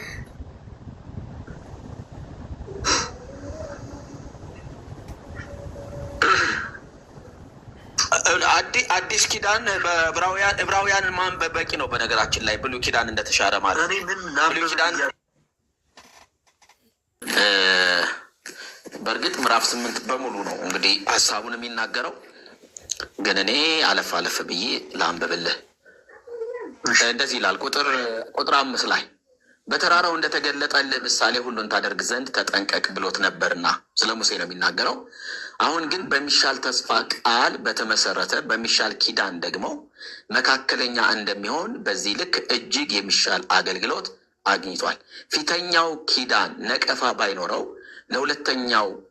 ለሁለተኛው ስፍራ ባልተፈለገም ነበር፣ እነርሱን እየነቀፈ ይላቸዋል ይልና ስለ ብሉይ ኪዳን አባቶች እና ስለዛ ኪዳን ይናገራል። እንደዚህ ይላል። ከኤርሚያስ ላይ ነው የሚወስደው ነው። ከእስራኤል ቤት ከይሁዳ ቤት ጋር አዲስ ኪዳን የሚገባበት ወራት ይመጣል ይላል ጌታ። ከግብፅ አገር አወጣቸው ዘንድ እጃቸውን በያዝኩበት ቀን ከአባቶቻቸው ጋር እንደገባሁት ኪዳን አይደለም። ያ ኪዳን በተራራ ላይ ስለ ሙሴ ነው እየተናገረ የነበረው። ስለዛ ስለ ታቦቱ ስለ ሕጉ ነው የሚናገረው። እነርሱ በኪዳኔ አልጸኑምና እኔም ቸል አልኳቸው ይላል ጌታ። ከዚያ ወራት በኋላ ከእስራኤል ቤት ጋር የምገባው ቃል ኪዳን ይህ ነውና ይላል ጌታ። ሕጌን በልቦናቸው አኖራለሁ፣ በልባቸውም እጽፈዋለሁ። እኔም አምላክ ሆናቸዋለሁ፣ እነርሱም ሕዝብ ይሆኑኛል። እያንዳንዱም ጎረቤቱን እያንዳንዱም ወንድሙን ጌታን እወቅ ብሎ አያስተምርም። ከታናሹ ጀምሮ እስከ ታላቁ ድረስ ሁሉ ያውቁኛልና አመፃቸውንም እምራቸዋለሁ፣ ኃጢአታቸውንም ደግሜ አላስብም። አዲስ በማለቱ ፊተኛውን አስረጅቷል፣ አሮጌና ውራጅ የሆነውስ ሊጠፋ ቀርቧል ይላል። አሁን አሮጌውን ምን ይለዋል? አርጅ። አዲሱ ደግሞ በክርስቶስ ኢየሱስ ደም የተገኘ ኪዳን እንደሆነ ይናገራል ማለት ነው። ይሄ የሚናገረው በተራራው ላይ እንደተገለጠል ምሳሌ ብሎ ነው የሚናገረው። በተራራው ላይ የተገለጠለት ምሳሌ ምንድን ነው? ለሙሴ በሲና ተራራ ላይ ያ ተራራ እየጨሰ የተቀበለው ኪዳን ነው፣ ታቦቱ እና ጽላቱ ማለት ነው። አሁን ያኛውን ምን አለው? አርጅቷል፣ አልፏል፣ አሮጌ ነው፣ ውራጅ ነው ብሎ አዲስ ኪዳን የሚገባበት ዘመን ይመጣል ያለውን ኢየሱስ ክርስቶስን ደግሞ ምዕራፍ 9 ላይ ሄደ በዝርዝር ይነግረናል ማለት ነው። ስለዚህ አሮጌው ኪዳን በታቦትና በሕጉ ላይ የነበረ ነው። አዲሱ ኪዳን ደግሞ በክርስቶስ ላይ ያለ ኪዳን ነው። አዲሱ አሮጌውን አስረጅቶታል የሚል እምነት ነው ያለኝ እኔ። ዞነ ወንድማችን እስክጨርስ ድረስ ያዳመጥንን እንደው ጣልቃ ላለመግባት ያክል ነው። በጣም እናዝናለን። በጣም 2 ደቂቃ ነው ያወራሁት። 2 ደቂቃ። ኧረ እኔ ስንት ደቂቃ ነው ያወራሁ አላልኩኝም። ልክ እኔ ስናገር ጠብቀህ ለምንድን ነው ጊዜ የምትሆነው? እኛም የጠየቅን ጥያቄ በአዲስ ኪዳን ታቦት እንደሌለ የሚናገር የመጽሐፍ ቅዱስ ማስረጃ ያስጠናልን። አንተ በጣም ብዙ ቦታ ረግጠህ የነገርከን 2 መሰረታዊ ነገር ነው። አንድ የብሉይ ኪዳን ታቦት እንደተሻገረ፣ ሁለተኛ ደግሞ ስለ ክርስቶስ ኢየሱስ መካከለኛነት የሚናገር የመጽሐፍ ቅዱስ አውጥተን የሰጠህን። እኛ ያልጠየቅንህን ነገር ነው አንተ የቀባጠርከው። የሆነ ጥቅሱን አነበብክ፣ ከዛ በኋላ ደግሞ የራስህ መላምት ታስቀምጥክ። ተወዳጅ ወንድማችን ዞላ ምናልባት አሁንም አንድ ነገር ምናልባት እድል እንስጥ ላንተ። ምናልባት አሁን እዚህ ላይ ስትመጣ አልተዘጋጀበት ሊሆን ይችላል። ያልጠየቅንህን ነገር ዝም ብለህ እያወራ ጊዜ ከምንፈጅ ሰው ያልተጠየቀውን ከሚቀባጥር ሰው የማያውቀውን ነገር መፈትፈት ስለሌለበት ምን እናድርግ መሰለህ? ታይም እንስጥና ደቂቃ በአንተ አላዋቂነት ላይ ከምንሳለቅ ጊዜ እንስጥ፣ ደቂቃ እንስጥ። የጠየቅንህን ጥያቄ የሚመለከት ጥቅስ ከመጽሐፍ ቅዱስ ሊያወጣና ከእንደገና ከእኛ ጋር አውራ። እኛ ስለ ብሉይ ኪዳን ታቦት አልጠየቅንህም። ሲጀመር የኢትዮጵያ ኦርቶዶክስ ተዋሕዶ ቤተክርስቲያን የብሉይ ኪዳን ታቦት የላትም። የብሉይ ኪዳን ታቦት አገልግሎት የላትም። በፍጹም እንዲህ አይነት አስተምሮ የላትም ቤተክርስቲያናችን። ያልጠየቅንህን ነገር ውስጥ አወቀ የቆየው። ሲቀጥል የኢየሱስ ክርስቶስ መካከለኛ ሆኖ ናምጥለናል። ቤተክርስቲያን ኢየሱስ መካከለኛ አይደለም ብለህ አላስተማረችም። ሲቀጥል ደግሞ እንደ ርዕስ አሁን ርዕስ አድርገን አላመጣ ነው። ጌታችን ኢየሱስ መካከለኛ ነው ወይስ አይደለም አላልንም። የብሉይ ኪዳን ታቦት ቀርቷል ወይስ አልቀረም አላልንም። ወደ ሌላ ሀሳብ አትሂድ እባክህ። ልክ አውርቻለሁ መልስ ሰጥቻለሁ ለማለት ብቻ ስላልተጠየቀው ነገር ስታነብ ጊዜ አትፍች። ስለዚህ አሁን ጥቅስ ካለ አንድ እድል ልስጥ፣ ከሌለ ግን አሁን ለጊዜው ልክ ከአንተ ላይ ያሉት ሁለት ሰዎች አንድ ጊዜ እድል ደቂቃ ስጠን ብለውኝ ነው ደቂቃ ሰጠናቸው እየጠበቅናቸው ያለ ነው። ልክ እንደነሱ ማይክን ሚዩት አድርገህ ጥቅስ ትፈልጋለህ ማለት ነው ተወዳጅ ወንድማችን ዞላ። ስለዚህ ደቂቃ እንስጥ ወይንስ ትቀጥላለህ ዞላዬ? አይ ፈለገ፣ እኔ መልሴን ሰጠው፣ አንተ መልስ አይደለም ብለኸኛል። እስኪ አንተ እንዳለ አስረዳኝ። ስምህን ስንጠይቅ ዞላዬ፣ ስምህን ስንጠይቅ አይቶ ስሜን ወረዳን ስሜን አስረዳኝ። አሁን መልስ መልሻለሁ አይደለ ፈለገ? ይቅርታ መልስ መልሽላለሁ። ለምን አታስረዳኝም? አይደለም የብሉይ ኪዳንና የአዲስ ኪዳን ታቦት ብለህ ስለከፈልከው ዞላ አስተምረኝ እንጂ ፈለገ ዞን ማልፈልግ ነው። ልናስተምረን ያስገባን። አቸኩል፣ ቆይ ተረጋጋ። አቸኩል ተረጋጋ። አሁንም ዞላ እንዴ ምን ሆነ ነው? ወርናት ፕሮቴስታንት። እሺ እኛ እንደ ፕሮቴስታንት በእልህ በስሜት የምንነዳ ሰዎች አይደለንም። ተረጋጋ ወዳጅ። ሁለት እግር አለኝ ተብሎ ወደ ዛፍ አይወጣም። እዚህ ጋር እኔ አንዴ አንተ እዛ ጋር የሆነ ነገር ስላልከ ከዛ ደግሞ ቆይ እዚህ ጋር ደግሞ እኔ ካላሳዩ ተከሻ ለተከሻ እንለካካ ምናምን ድራማ ልንሰራ አይደለም ላይ የከፈትኩት። አዲስ ኪዳኑ ታቦት ዘላለም እባክህን ተረጋጋ ወዳጅ። እንዴ ምን ሆነ ነው?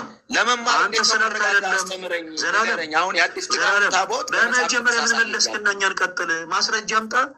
አልቻልኩኝም እኮ አላወኩም። ዘላለም በቃ ማውጣት ካልቻልክ ማይክን ሚዩት አድርግ። ሌሎቹ ሲመልሱ ታደምጣለህ። ማይክን ሚዩት አድርገው፣ ሚዩት አድርገው ማይክን። እሺ እጠብቅሃለሁ፣ ግን እጠብቅሃለሁ። ማይክን ሚዩት አድርገው። ሚዩት አደርጋለሁ፣ ግን እጠብቅሃለሁ። አሁን ሚዩት አድርገው። ሚዩት አደርጋለሁ ሳይሆን ሚዩት አድርገው። በቃ ወደ አክሽን ግባ፣ ቶሎ በል። ኢየሱስ ነው። አንዳንዴ እባካችሁ ስሜታዊ የምትሆኑ ሰዎች ገስ ሊያትግቡ። ይሄ ስሜታዊነት ምናምን እዛ ሌላ ቦታ ጣሉት። እንዴ እዚህ ጋር በመጽሐፍ ቅዱስ ማስረጃ እኮ ነው የምናወራው። ተረጋጉ በቃ።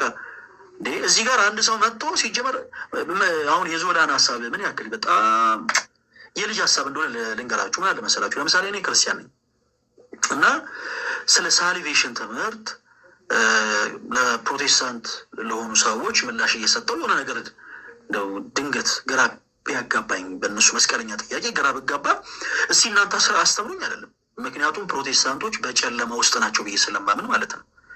እኔ የብራዘር ቤተክርስቲያን የሊቃውንት ሀብታም ነች። ስለዚህ ሄጄ ከቤተክርስቲያን የመምህራኖች ነው ጥያቄ ነው የምጠይቀው። ስለዚህ እዚህ የምትመጡ ፕሮቴስታንት የሆናችሁ እህቶች ወንድሞች፣ ምን ፈልገው ትልቁ ነገር ልክ እንደ ዞን አይምሯቸው ላይ ጥያቄ ምልክት እንዲፈጠር ነው። ግራ ገባን፣ አሁን መመለስ አቅቶናል፣ እስቲ ከእናንተ ጋር እናውራ፣ ልክ እንዲህ እንድትሉ ነው የምንፈልገው። ሰው ልክ እንዲህ አይነት ሞመንት ላይ ስደርሱ ስሜት ያቱኑ ትከሻ ለትከሻ መለካካቱ ምናምን አረጋጉት። በመጀመሪያ ትምህርታችሁን የእናንተ መምህራኖች መልስ ይስጧችሁ።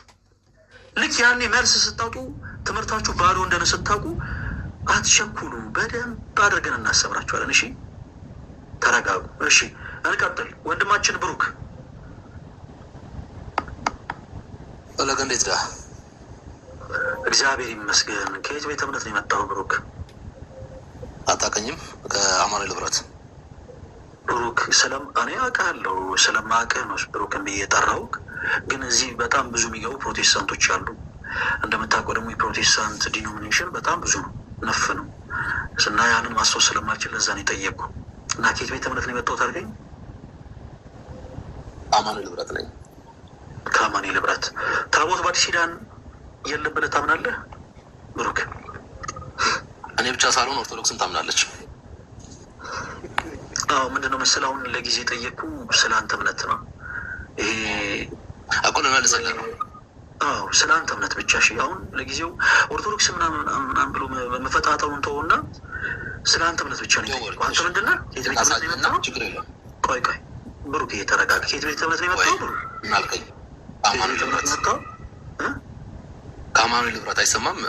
አንተ የሚመለከት ስለ እሱ ቤተ እምነት አሁን ስለ ጠራኸው ቤተ እምነት ብቻ ነው የሚመለከት። እሺ ስለ ሌሎቹ ራሳቸውን ችለው አማኞቹ መጥተው ያብራራሉ፣ መልስ ይሰጣሉ።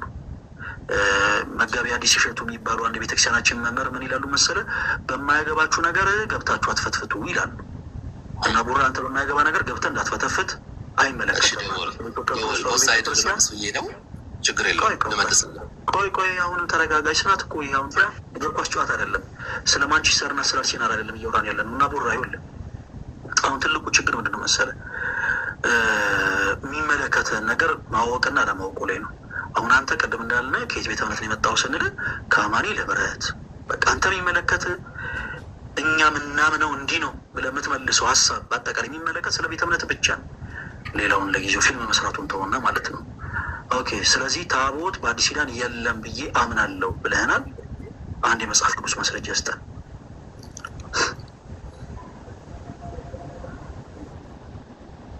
ላግ የሚያደርገው የኔ ነው ወይስ ያንተ ነው? እሰማለሁ። ፈለገ ልቀጥል።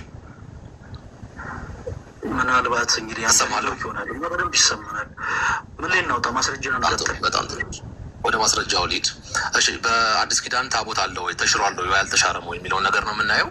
እንደ ማስረጃ እንዲሆነን በመጀመሪያ ትንቢተ ኤርምያስ ምዕራፍ 3 ከቁጥር 16 የጠየቁ ጥያቄ ምንድን ነው? ከይቅርታ ጋር ወደ ሌላ ሀሳብ አሁን አንተ ላግ እያለክ ሄድክ እኮ። የጠየቁ ጥያቄ ምንድን ነው ብሩክ? ስለ ታቦቱ አይደል ጠየቀኝ? ምን ብዬ ነው ጠየቀኝ? ታቦት በአዲስ ኪዳን ተሽሯል ወይስ አልተሻረም? ፈለገ አላለ እንደዛ አይደለም ያልኩት። አሁን እሱ ርዕስም ሌላ ርዕስ ነው፣ ችግር የለም። አሁን እዚሁ ጋር እናወራዋለን። እሱም ጥሩ ሀሳብ ስለሆነ እንደውም የእኛን ትምህርት በደንብ ያጎላልናል። አሁን የጠየቁ ጥያቄ ታቦት በአዲስ ኪዳን አለ ወይስ የለም ነው። ምን ብለን የመለስክልኝ? እምነትህን ንገረኝ እስኪ።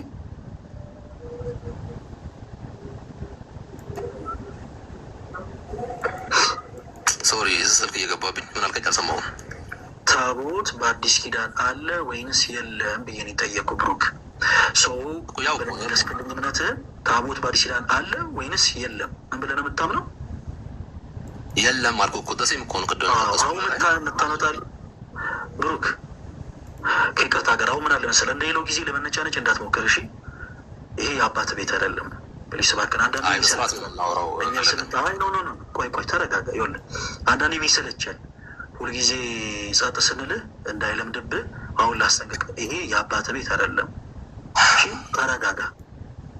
የጠየቁ ጥያቄ ታቦት በአዲስ ኪዳን አለ ወይንስ የለም ነው። ምን ብለህ መለስክልኝ? ታቦት በአዲስ ኪዳን የለም ብለህ መለስክልኝ። እንደሌለ የሚናገር የመጽሐፍ ቅዱስ ማስረጃ ስጠን። ምን ላይ እናውጣ? ቀጥታ ወደ መልስ ግባ። ታቦት በአዲስ ኪዳን እንደሌለ የሚናገር የመጽሐፍ ቅዱስ ክፍል ይሄ ነው በለ። ጠለቅ አድርገኝ። አተልቀኝ አለ። አላተልቅም። እንደሱ አንብበው ሰዎች እንዲያዩ ችግር የለው። አሁን ታቦት በአዲስ ኪዳን አለ ወይም የለም የሚል ጥያቄ ነው ወንድማችን ፈለገ ይዞ የመጣው። ለእሱ ማረጋገጫ እንዲሆነው ትንቢተ ኤርምያስ ምዕራፍ 3 ከቁጥር 16 እናነባለን። ጠለቅ ብታደርግ ግን ጥሩ ነው፣ ሰዎችም እንዲያዩት። ችግር የለም። እንደሱ ነው ጉራ። ኦራይት እሺ። በበዛችሁም ጊዜ በምድርም ላይ በረባችሁ ጊዜ ይላል እግዚአብሔር፣ በዚህ ዘመን የእግዚአብሔር ከዚህ ጋር አዳምጡ፣ የእግዚአብሔር የቃል ኪዳን ታቦት ብለው ከእንግዲህ ወዲህ አይጠሩ። በደንብ አዳምጡ። የእግዚአብሔር የቃል ኪዳኑ ታቦት ብለው ከእንግዲህ ወዲህ አይጠሩም፣ ልብ አያደርጉትም፣ አያስቡትምም፣ አይሹትምም፣ ከእንግዲህ ወዲህ አይደረግም ብሎ ደምድሞ ይናገራል። ምን ላይ? ትንቢተ ኤርምያስ ምዕራፍ 3 ከቁጥር 16። በጣም እዚህ ያላቸው ሰዎች እንድታስተውሉ የምፈልገው ነገር የቃል ኪዳን ታቦቱ ብሎ ነው። አሁን የፈለገ ጥያቄው ምንድን ነው? በአዲስ ኪዳን ላይ አለ ወይስ የለም ነው። ኦኬ እኔ ደግሞ የለም ስላልኩት ያ የለም ያልኩት ነገር ምንድን ነው? የእግዚአብሔር የቃል ኪዳን ታቦት ብሎ ራሱ ብለው ከእንግዲህ ወዲህ አይጠሩም፣ ልብ አያደርጉትም፣ አያስቡትምም፣ አይሹትምም፣ ከእንግዲህ ወዲህ አይደረግም ይላል። አለቀ። ተመለሰልህ ወንድም ፈለገ? ኦኬ በቃ ጨረስክ? ሙራ መልሴ ነው። በቂ ስለሆነ ነው። ጨምርልሃለሁ፣ ጥቅስ ጨምርልሃለሁ። እየተወያየንበትን የዘለልኩ ጨብጨብልህ። እዚህ ውስጥ ያላችሁ ሁላችሁ እህቶች ወንድሞች፣ ፕሊስ እባካችሁን ለቡራ ሁላችሁ ማጨብጭቡለት ፕሊስ። ሁላችሁ እንዳልነ ሁላችሁ እዚህ ውስጥ ያላችሁ አንድ እየፈታ ነው። አይዞህ ወደ ፖለቲካው ተውና ቃሉን ላይ ተርጉ። ምንድነው የሚያጨበጭብ ሰው አልፈልግም፣ አጨብጫቢ ሰው አልፈልግም። ፖለቲካ ምንድን ነው? ፖለቲካ ነው እየሰራ ያለ። አሁን እግዚአብሔር ቃል የተነበበልህ እግዚአብሔር ቃል የተነበበልህ ለስን ለጠየቀ ጥያቄ የእግዚአብሔር ቃል መልሽ የለም። ከዚህ በኋላ ስሜትን ማትቆጣጠር ከሆነ ስሜትን እኛ እንቆጣጠርላለን። ብራዘር እባክህ ቡራ አንድ ምክር ልምከር። የቤታችንን ስሜት የሚሰማ ከሆነ በቻልከው አቅም ለመወየት አትምጣ። ስሜት የምትሆን ከሆነ ለመወየት አትምጣ። ስሜታዊነትን የቤታችንን ስሜትን ምናምን አርቀን እዚህ ጋር ሁላችንም እኩል ነን። ለዛም እኩል ስለሆነ ነው እና ወንድማችንን እስኪ በመዛብሽ ማስረጃ እናወራ ያልነው። ስለዚህ ሆኖ ሀሳቦችን ስናወራ ዝም ብለህ ፖለቲካ አትበል። እድሜ ልክን እዚህ ላይ ብለኛ ስናቀ አፍ ላይ የሚቀርሙ ነገር በአጠቃላይ ፖለቲካ የሚል ወርድ ነው እና ፖለቲካ ባይሰልፍ የሆኑ አይዲያ ምን ማለት እንደሆነ ሳታውቀው ዝም ብለህ አፍ ላይ ደጋግማ አትጥራው። ለማንኛውም ሁላችሁም አጨብጭቡለት። ለምንድን ነው ሲጨበጨብ ለምትናደደው? እንደውም አጨብጭቡለት ሁላችሁም፣ ከስር ሁላችሁም አጨብጭቡለት። እሺ ወንድማችን ቆይ ፕሊስ እባክህን ስሜትህን ተቆጣጠር ፕሊስ። እንደዚህ አይነት ደግሞ ባህሪ በጣም የሚሰለቸው ይኸውላችሁ። አንዳንድ ጊዜ ሰዎች የምንጠይቃቸውን ጥያቄዎች ሳይሰሙ የሚሰጧቸው መልሶች ማንነታቸውን ብዙ ጊዜ ያስገምታል የምንለው ለዚህ ነው። አሁን ብሩክ የሰባ ሀሳብ ያነሳ መስሎት ነው። በቃ ደስ አይልም። አለማወቅ ልክ እንደዚህ ደስ ይላል። ይኸውላችሁ መጣ እና እዚህ ትንቢተ ኤርምያስ ላይ እንደዚህ አይነት ነገር ይኸው ከዚህ በኋላ ቃል ኪዳኑ ታቦት ይላል ምናምን። አለማወቅ በጣም የሚያሳዝን ነገር ነው። እኛ የጠየቅን ስለ ብሉይ ኪዳን ታቦት አይደል። ሁለት ነገር እዚህ ሌላ አንሳላችሁ፣ ሁላችሁም አዳምጡ። አንድ እዚህ ክፍል ላይ ስለ አዲስ ኪዳን ታቦት ምንም የሚያወራው ነገር ሀሳብ የለም። አንድ ሁለተኛ ስለ ብሉይ ኪዳን ታቦት ወንድማችን ብሩክን አልጠየቅ ነው።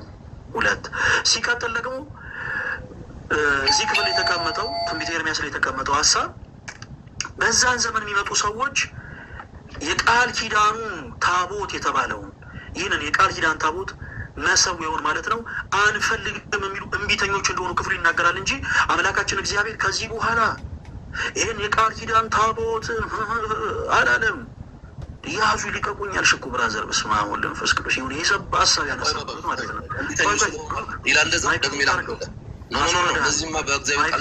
ነው። ማይክህን ሚውት አድርገው። አትዋሻ። የእግዚአብሔር ቃል ማይክን ሚውት አድርገው ፕሊስ። አትዋሽ ይላል እንዴ?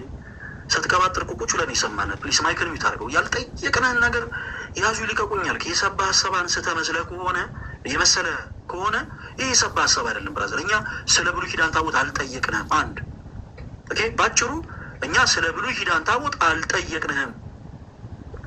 እኔ ጠየቅኩ ስለ አዲስ ኪዳን ነው። በአዲስ ኪዳን ታቦት የለም ብለኸኛል። ስለ አዲስ ኪዳን አውጣ እናሳየኝ። የአዲስ ኪዳን መጽሐፍቶችን ትገልጥና ይኸው በአዲስ ኪዳን ታቦት የሚባል ነገር የለም፣ መሰዊያ የሚባል ነገር የለም ብለህ ማስረጃ አውጣ እናሳየን። ላሳየህ። ትንቢት ነው። ትንቢት አይደለም። እሺ፣ በጣም ጥሩ በጣም ጥሩ። ሎክ እንግዲህ በደንብ ሰዎች እዚህ ጋር በደንብ ይሁ እያወራ ያለው ትንቢተ ኤርምያስ ትንቢት ነው እየተናገረ ያለው። እሱ ግን እያወራን ያለው ምን አለ ፈለጋ ወንድማችን እዛ ላሉ እያለን ያወራውና ልከፍትልህ ነው ማስረጃ ልከፍትልህ ነው። እሺ ልከፍትልህ ነው። አሁን እዚህ ያመጣሁት ላይ ትንቢተ ኤርምያስ ላይ ምዕራፍ 3 ከቁጥር 16 ላይ ያለው ሎክ በደንብ ማስረጃ ልሰጥ ነው። ላነብ ነው።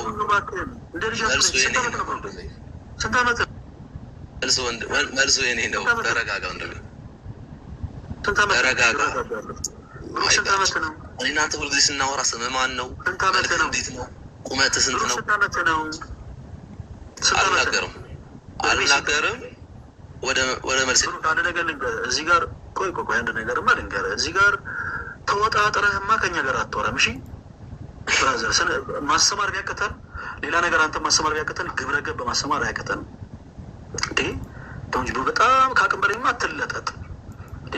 እዚህ ጋር መወጣጠሩ ነውና ምን አቁሙ ብራዘር። እኔ የጠየቅን እኮ ሌላ ነገር አይደለም። እንደ ትልቅ ሰው ሁን፣ እንደ ትልቅ ሰው አውራ እንዴ? አንተ ከገባህ ጀምሮ በጣም ደጋግመህ የምትነጫነጨው አንተ ነህ። የምናነሳውን ሀሳብ እኮ በመጽሐፍ ጊዜ ማስረጃ ነው የምናወራው። የጠየቅን ስለ አዲስ ኪዳን ታቦት ነው። በአዲስ ኪዳን ታቦት የለም የሚል እኔ መጽሐፍ ቅዱስ ማስረጃ ወጣን ያለ። ስለ ብሉይ ኪዳን ታቦት ነው አንተ እያወራን ያለነው። ቤተ ክርስቲያናችን የብሉይ ኪዳን ታቦት የላትም። በብሉይ ኪዳን ታቦት ተገልግላ አታውቅም።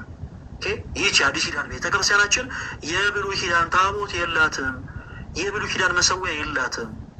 የአዲስ ኪዳን መስዋዕት አለ። ኦፍኮርስ ቤተ ክርስቲያናችን የአዲስ ኪዳኑን መስዋዕት በአዲስ ኪዳኑ መሰዊያ ላይ ነው የምሰዋው። እኛም የጠየቅን ስለ አዲስ ኪዳን ታቦት ነው። ስለዚህ ከዚህ ውጭ ይጠቅሳለ ወይስ የለህም? አንተ ልጅ ስትሆን እንደ ልጅ እኛም አክት ከምናደርግ ጊዜ ለማባከል ጠቅሳለ ወይስ የለም? ከዚህ ውጭ ብሩክ አለኝ። በደንብ ነው የማመጣልህ። እሺ ዝም በልና ጥቅስ አውጣ እባክህ። እሺ ላብራራበት ልናገር። አንተ ስላልክ አይደለም ወርድልሃለሁኝ። ፈለግ ምንም ችግር የለውም። ምን ሆነ ነው? እኔ እኮ የአባት ቤት አይደለም። ዝም ብለህ ብቻ ከተሰፋትኛ በር እንጂ ለምን ተያዝኩ ከሆነ ከባድ ነው። እንዳወራ ካልፈቀድክልኝ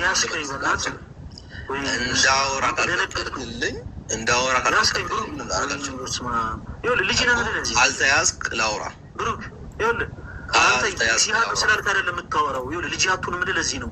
ሌላ ሰው ልክ እንዳንተ ልጅ የሆነ ሰው የአየር ስለያዝኩ ምናምን ስትለው በቃ እሺ አውራ ይልሃል። ብራዘር እኔ ይህን ያክል ጥማችን የሞኝ አይደለሁም ወዳጅ። ምን ሆነ ነው? ተረጋጋ። ስላልጠየቅኩ ነገር ስላወራን ያላዳምጥህም።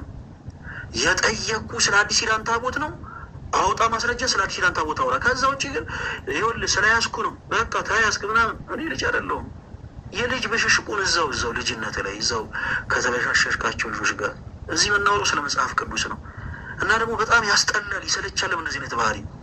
እድሜ ልክህን በመጣ ቁጥር ብሩክ እባክህ አንተ እስክትበስል የበሰሉት ደግሞ አረሩ ጥሪያቱን እንጂ በዚህ ልክ እኔ እኮ ቀደም በሚገባ ቋንቋ ነገርኩ። ያነሳው ሀሳብ ኖ ስድብ አይደለም። እኔ ነገርኩ ያነሳው ሀሳብ የሰባ ሀሳብ መስሎ ከሆነ ይሄ በጣም በቃ ጀማሪ ፔንት የመልሰውን ነገር የመለስከው እንደውም አንተ ነበር ይመስለኛል። እና የሆኑ ጀማሪ የሆኑ ሰዎች የሚመልሷትን ነገር የተናገርከው ብራዘር፣ ምንም ይሄን ያክል ድንቅ የሆነ ድንቅ ነገር አይደለም ያመጣው።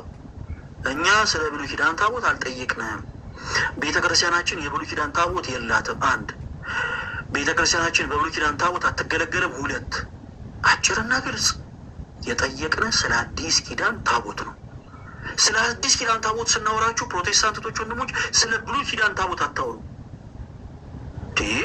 ምን አይነት ሰው ነው? በጌታ በኢየሱስ ስም ከዚህ በኋላ ያለን ለማመጣ ብሩክ ሲጀመር ከዚህም በኋላ ላይቫችን ላይ ስትመጣ ይኸውልህ ለመነጫነጭ ምናምን አትምጣ። ራስን አብዴት አድርግ። ሌሎች ፕሮቴስታንት ወንድሞችን ተመልከታቸው እንጂ እንደው እኛን ተወን። ከሌሎች ፕሮቴስታንት ወንድሞች መንፈሳዊ ቅናትን ቅና እንጂ በስመ አብ በጣም ነው የሚያስጠላው። አሁን ለማንኛውም ጠቅሳለሁ ወይስ የለ? ካለ አለ፣ ከሌለ ተዘጋጅተህበት ነው። እኛን እዚህ ምን መዘጋጀት አይጠበቅብኝም። እኔ ምንም ያወራሁት ነገር የለም። ታች ውረድ። አንዳንዴ እኛም በጣም ስንታገሳችሁ ማይክል ሚት አድርገህ የተባረክ ማይክል ሚት አድርገው ፕሊስ። እንደ ህፃን ልጅ አታስቸግሩ። የገባችሁ አንዳንድ ጊዜ የእኛን መታገስ እኛ ታግሰን የእናንተን ማዳመጥማ እንደ ሞኝን አድርጋችሁ አትቁጠሩት። ምናችሁ ነው? ይሄ እኮ ጀግንነት አይደለም። ስልማን ነው ቀበሌ 04 ነኝ። ከማን ነው ቀበሌ 04 ነኝ። እንዲህ ብለህ ደጋግመህ ስለ ጮክ መልስ እየመለስክ ነው ማለት አይደለም። ስምህን ስትጠየቅ ሁሌም መተህ ስምህን መልስ። ምን ሆናችሁ ነው? በዚህ ልክማ የሆነ ቻይልሽ አትሁኑ እንጂ ህጻናት አትሁኑ። የጠየቅናችሁ ስማችሁን ከሆነ ስማችሁን፣ ቀበሌያችሁ ስጠይቁ ቀበሌያችሁን። ስለ ብሉይ ኪዳን ታቦት እኛ አልጠየቅናችሁም። ቤተ ክርስቲያን የብሉይ ኪዳን ታቦት የላትም። እየጠየቅናችሁ ስለ አዲስ ኪዳኑ ታቦት ነው። ከዚህ በኋላ እኔ እንደዚህ አይነት ሰው አልለማመጥም። እዛው የለመዳችሁበት እንደዚህ ደግሞ ያስጠላል። አንዳንዴ ዝም ስትባሉ አታብዙት። እሺ ፕሮፌት የሚል አካውንት ፈለገ እንዴት ነህ? ሁሉ ሰላም? እሺ ወንድማችን ዳኒ ከየት ቤተ እምነት ነው የመጣው? እኔ ከአንጾኪያ የኢየሱስ ክርስቶስ ትንሣኤ ምስክር ቤተ ክርስቲያን። እሺ በአዲስ ኪዳን ታቦት የለም ብለህ ታምናለህ? አዎ የለም ብዬ አምናለሁ። እሺ መጽሐፍ ቅዱስ ማስረጃ ስለ አዲስ ኪዳን ታቦት ነው የጠየቁ። አንድ የመጽሐፍ ቅዱስ ማስረጃ ወጣና ምላሽ ስጠን። እሺ እኔ ያው ተረጋግቼ መዋየት ስለምፈልግ ከተማርኩም ለመማር እንዳወራ እድል ፍቀድልኝ ጣልቃ ባለመግባት እና 1300 ተከታዮች ወይንም ተመልካዮች አሉ። እነዚህ እንዳንተ ደነዞች እንዳንተ ብዙዎች ድንጋዮች ስለሆኑ እና ማዳመጥን ብትለምድ ጥሩ ነው ብዬ እላለሁ። ለምን አስወረዳችሁት ጋይስ? ከእንደገና አስገቡት ፕሊስ። ከእንደገና መናገር እችላለሁ እኔ። ማይክህን የምታደርገው ሂድ። ከቸኮልኩ ሂድ፣ ሌላ ጊዜ ና። እኛ ድል ሳንሰጥ ማይክ እንዳትከፍት። ይህ በስመ አብ ዴክ ሆነ እኮ። ጨርስ ዳኒ። ማነው ሰው ታስፈሩልኝ ያላችሁ እንዴ? ፈለገ ሲሳደብ አልደበራችሁም? ይህ ህፃን ማለት ነው። ጺሙ ራሱን የፎርጅን የሚመስለኝና አንተ የሆንክ ጉቶ ማትረባ ቤት እንደ ክርስቲያን ሆነ እንጂ ምንድን ነው? ፕሮፌት አይደለሁም። ፕሮፌት አይደለሁም እኔ። ይሄ ጉቶ እዚህ ይሄ ሰው አስቀምጠ የምትሳደብ ማትረባ ለውይይት ብለህ ወጥተህ ከሽቀላ ውጭ ሌላ የማታቅ ልክን ሚነግር የሌለ ወጠጤ አንተ አጭበርባሪ፣ ያስረገዝካቸውን እነዛን ሴቶች ያስወለድካቸውን እነዛን ሴቶች ማመን አለብህ። አንተ ኦርቶዶክሳዊ አይደለም። ማንም ሰው ሚት እንዳያደርገው ጋይስ ታውት። ኦርቶዶክሳዊን የሚከተል አንተ ኦርቶዶክስ ቤተክርስቲያን አታውቅህም። ለገንዘብህና ለራስህ ጥቅም የምትመላለስ ማትረባ ከንቱ ሰው እንደሆንክ ልነግርህ ነው የመጣሁት። ውይይት ብለው የሚገቡ ሰዎች በራሱ ከአንተ ጋር ውይይት ብለው መግባት አለባቸው ብዬ አላምንም። እዚህ ውስጥ ያላችሁ ሌሎቻችሁ ሶሪ፣ ግን ፈለገ ጀግና፣ ፈለገ ተጽዕኖ ፈጣሪ የምትሉ ይህን ዝርክርክ ማይረባ ከንቱ ሰው ቀለሜ ልኩን አሳይቶታል። ስለዚህ አርፈ ቁጭ በል። ሆድህ ከርስህ እንዲህ እንደሚያደርግህ እናውቃለን። አለቀ፣ ጨርሻለሁ። ማትረባ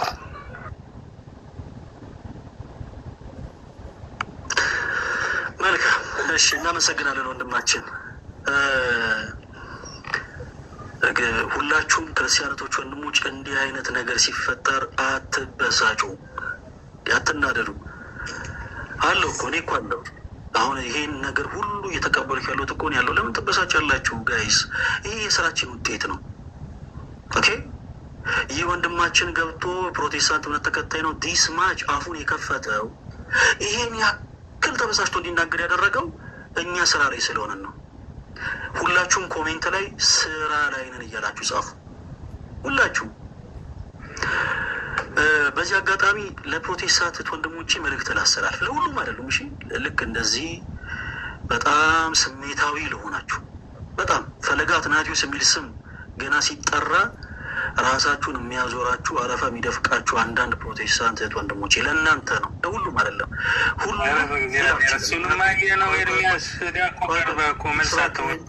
ፕሊስ እባክህን ይትባረክ። አንተን እንደ ህፃን እባክህን ማይክን ሚዩት አድርግ፣ ዝጋ ማለት አልፈልግም ከዚህ በኋላ። ታችሁ ረድ አንተን። እሺ፣ ወደዳችሁም ጠላችሁም እኔ በደንብ አድርጌ እነግራችኋለሁ።